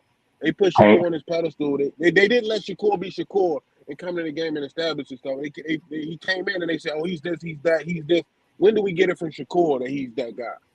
Because I believe Vegas was his chance to show it. And you know what I mean? Not down him, but we didn't get it. So when do we get that fight? That's fair. Just, let me answer this one real quick. No, I'm talking to Just, B3. You gotta chill out. This grown folks talking. Raise your hand next time and say excuse me. Hey, but you need to learn something about boxing. Like you trying, bro. Shakur is never going to look like Tank. Shakur is a three division no, OB3, stop right there. I'm not asking him to look like Tank. I'm asking him to look like the one that people say he is. That's he what do. What? Now he hasn't looked. Nah. I can answer it for you. Check it out. Like 21 fights. 21 fights, right? And we can't ignore the most recent one. A lot of people that feel like you're only as good as your last. I think that's bullshit. Because I've seen a lot of people have a bad night, lose, and come back and look way better. So then that man didn't even lose. So again, I do math. We got 21 fights. We got one. That Nakatila shit that people talk about, I urge anybody to go back and watch that fight and tell me he didn't beat that dude, comfortably dropped him and all that. Could have been more offense. He definitely beat him. Could have been more offense, of course. But again, look, how we complaining about a 12 zip because he ain't knock him out? You get what I'm saying? At that time, shit, I don't think nobody knocked him out. So again, back to the math. I see 20 other performances to me where he looking like that guy.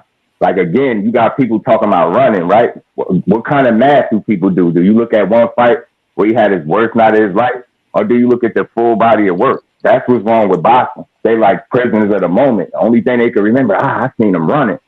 I see a guy that found a way to win on the worst night of his life. And again, show me the last fighter that had the worst night of his life and still won at that level. So again, the math for me is I've seen him prove it way more times than I haven't.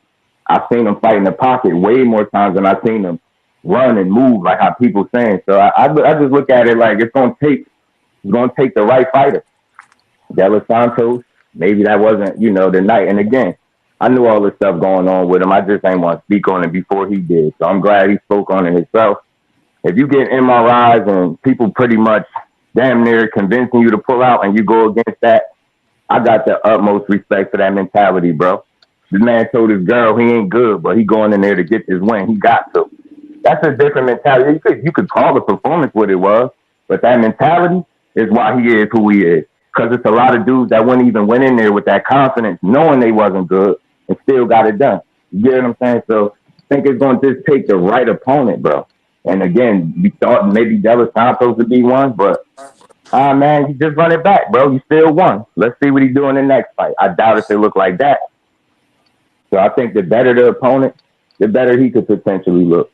Yeah, I don't think you've seen the best of him. You know what I'm saying? 21 fights, 3 division champion, ain't nothing to squeeze at. That's a good run. Yeah, Baby Dude saying what's up. Yeah, hey, Baby Dude saying, Baby Dude saying he concur. He's looking like he understand y'all. Oh man, crazy. Hey, Just, is there, to answer your question, is there a fighter that can that's gonna make Shakur, or a fight that's gonna make us see his greatness? I said Tank, and you know why? Okay. I missed it. My bad. Yeah, that is the fight. Yep. I ain't just saying it just to be saying it. To me, that's his toughest challenge. When he say that's the Super Bowl, I agree 1,000,000%. They know Tank is the toughest challenge. It's a sink or swim fight. Because you get in there with him and you don't look good, or you just having an off night, I just don't.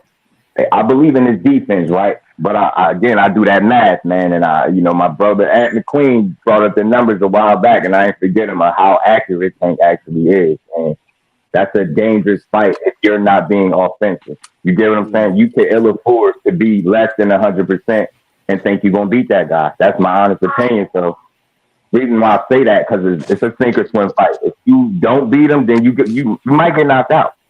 It's a good chance. So you get what I'm saying? Is either you make or break, and I think that's the fight for him, because he gonna have to be on point for that. I don't think nobody could present the kind of challenge or danger as a complete fighter than Tank at 35 for him. I think the rest of those dudes here beat him. Shakur just recently said something about Navarrete. What do y'all think? Cool fight. Last fight on the contract. What y'all like about that fight, man? I hear people say Navarrete throw too many punches for him, and he got power, a little awkward. They feel like he could give him trouble, possibly beat him. Some people feel like Navarrete will be a tune-up for Shakur because he got too many holes. But I think it's a good fight. I just think in boxing we shit on everything, everything. Like everything is about. He's a smaller fighter. Yeah. Moving up is part of the game, bro. Shakur came from 126. That's why when people, I hate when people just don't acknowledge that. Moving up is just part of boxing, bro. You know what I mean? Everybody do it at some point. Right. Well, mostly. Some people sit tight, but most guys move up, especially if you start at them smaller divisions. You get bigger, bro. So yeah. I ain't against it. I like it. We are talking grown men here, grown men. Last fight on Top Rank, get it over with, right? Get it over with, and see what's out there for you. Nice, I like Tank said that he is these dudes' test. He is their test. Like nobody, we not going to be able to find another fighter to bring out a Shakur what Tank will bring out of him. But the way I look at Shakur is Shakur is like a generational talent type of fighter, and the reason I say that is because of his style and that discipline that discipline that he has. I mean, every time he steps out there, he literally goes untouched. I mean, I haven't seen him in trouble yet. Now some people would try to bring up level of opposition and all that other stuff. I ain't trying to get in all that. All I'm gonna say is that it's his style. That's why the fight with him and Tank is so intriguing, because Shakur's style. That's offense against best defense. That sounds like a Super Bowl to me. Like an old-fashioned Super Bowl. You get that best defense against the best offense. Gotta be fun, man. Either you're gonna be sweet or sweet. Nah, but I think you can't have a boring fight with Tank. You just can't. I've never seen one. I've never been bored with a Tank fight. And a Shakur fight, I was disappointed because I wanted to see more offense, but it's tough to deal with what I already knew when I'm watching this shit. Because like I said, the man was talking to his trainer. I'm like, damn, MRIs? I ain't throwing up in between rounds and sparring for the last couple of weeks. And I told people I tried to hint at it. I said, why y'all think he's sitting down there eating like that? He was sitting there eating like he didn't have a fight. And that's why I said he got some real ones around him, because he was about to go in there empty stomach. And, Ward and Crawford, they convinced his little stubborn ass to eat some before he got in that ring. Told him not to get in there on no empty stomach. Going up between rounds of sparring, and they like, yo, you want to stop? And he like, hell no. Like, nah, man, that mentality right there, you call it what you want, but everybody else will be looking for a way out. You know what I mean? Looking for a way out. That dude like, nah, we got to get this money, bro. I got to get this win. I'm not pulling out. Bob Arum thinking he's going to pull out. One of his trainers said, man, former fighter, he said, if that was me, no way I would have fought. And then he also said, he thought that, Devil Santos was going to catch on at some point and just come at him like a Tasmanian devil. He was like, yo, if I get in there with a fighter that threw his punches at Shakur, I'm knocking him out. Say he should have went for it. And he didn't. He waited. Remo, what you got for us? I don't think he should take the Navarrete fight. I think he should just heal up, get his body prepared, and wait until the Loma and Kambosos winner. Yeah, but the contract is about to end, man. So that'll be his one. That'll be his last one on there. So now you take that fight, that victory. Now you leverage that victory to see if you can go to Al and make a unification fight. Because then he'll have 2 belts. Tank got upgraded, so he has a full belt now at 35. And from what he's saying, he already going into conversation knowing that Tank is the A guy, is the money man. And he wants his chance to show everybody he is who he, matter of fact, just know until he want to show that he hum. So right. if that's the case, you leverage those belts and yourself being a free agent into the eyes of the limelight, which is Tank. Yeah, but he needs to audition. They want him to audition now, man. They want to see something. But that'll be it. If he takes care of Loma in a devastating way that we haven't seen yet, that's your audition. But who says Loma gonna fight him though? No, I think out of Shakur and Devin, Shakur really want to fight Tank. Yeah, and Tank really want to fight Shakur, without a doubt. I mean, like, and the only reason why I'm mad at the De Los Santos performance, that was his audition. Yeah, but if he's hurt, he hurt.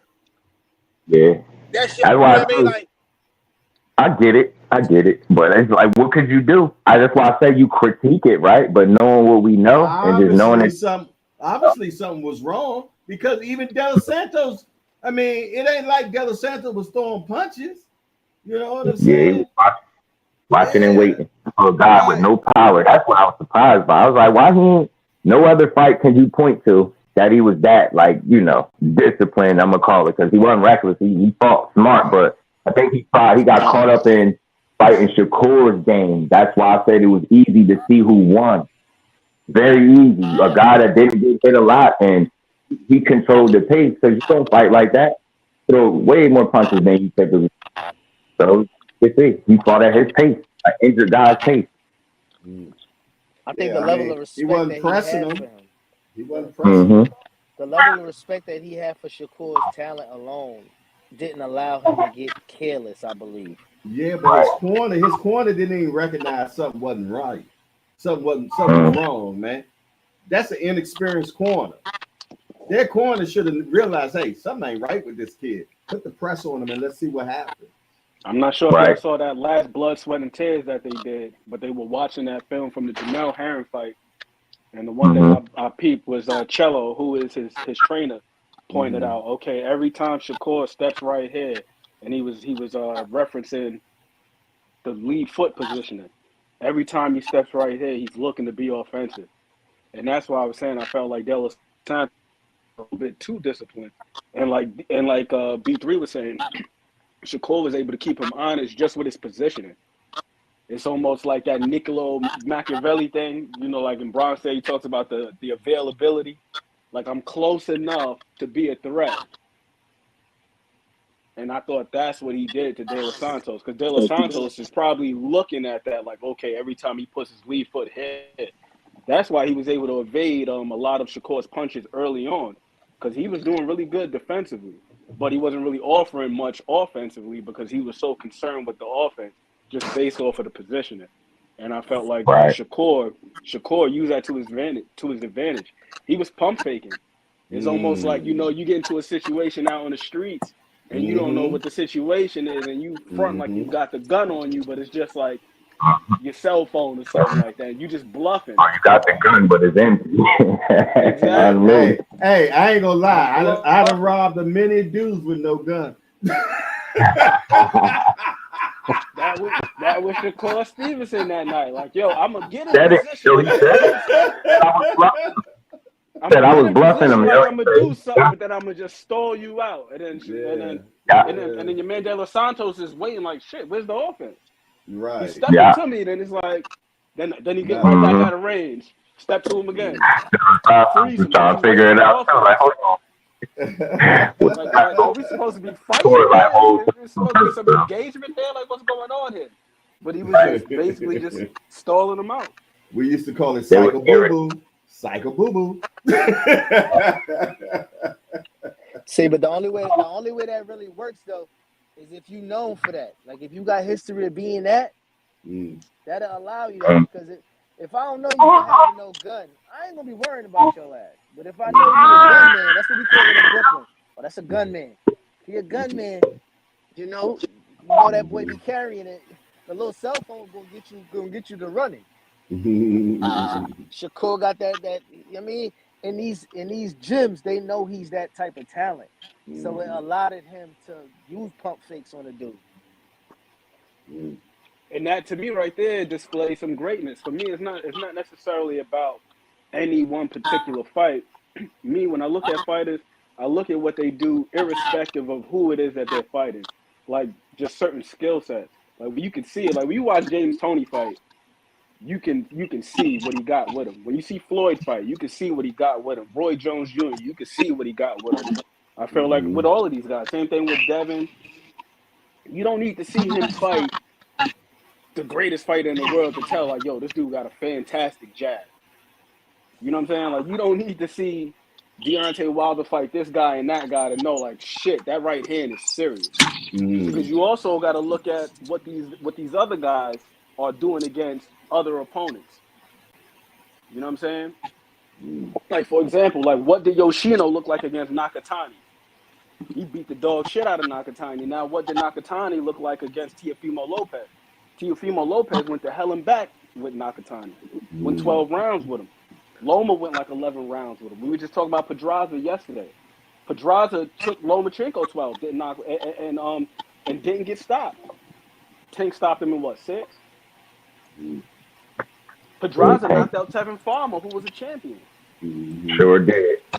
Sound like baby. You gotta Sound look at like what these guys look like against other guys. You know what I mean? And then sound like baby. You doing that to him? Sound like baby do got something to say. Sound like he definitely got something he want to tell us, bro. I heard him. Until I unmute and then he started going. Right. He knew he was on the panel. He said Tank KO. He said Tank KO Devin. I heard him. That's not what he said. He said he want to see Tank against Shakur. That's what he said. Y'all can see him laughing right now, like he knows what y'all saying. It's crazy. Baby is crazy. As far as Shakur in the fighting front, do y'all feel as though his aggressive manner and the way in which he pursues sparring sessions, do you think that a bit, because now he's got too much experience with guys? So it's like, if I already fought you in the gym, like Just was alluding to, if you have some success against him, it's a good day. You know what? I'm gonna go ahead and fight later on down the line when you got that much experience with everybody and you beating the shit out of people in the gym. Well, I tell you what, I'm gonna let the cat out the bag. You know what I mean? And I always say something. Shakur always sparring everybody. But I'm gonna tell you what he did when him and Keyshawn was sparring. He put him to sleep.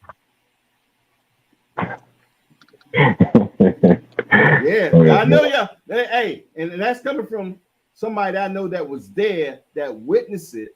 He said Shakur and Keyshawn was spawned, and Shakur put him to sleep.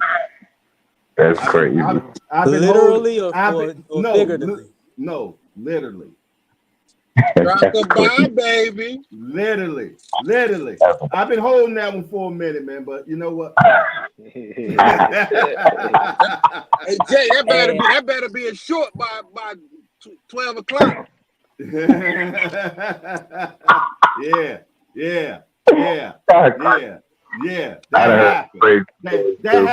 That happened last year. Hey Jay. Yeah. Miss Just Do just unfollowed your ass behind that story. Hey, Remo. Hey, it was so crazy. I'm about to shut the hangout down because I got stuff to do. Mic drop on that one right there. You first heard it here in the hangout. Shakur stopped Keyshawn at Top Rank Gym. And I'm out of here. All right, Jay. Damn, that's how you cooking today? That's how I'm doing. From now on, that's how you do a show. That's how you do a show. Other than that, it's your boy Jay Hardcore Boxing News. I'm out of here. How you turn this damn thing on? Probably the same way Shakur turned Keyshawn off. Lights out, baby. And I'm out of here.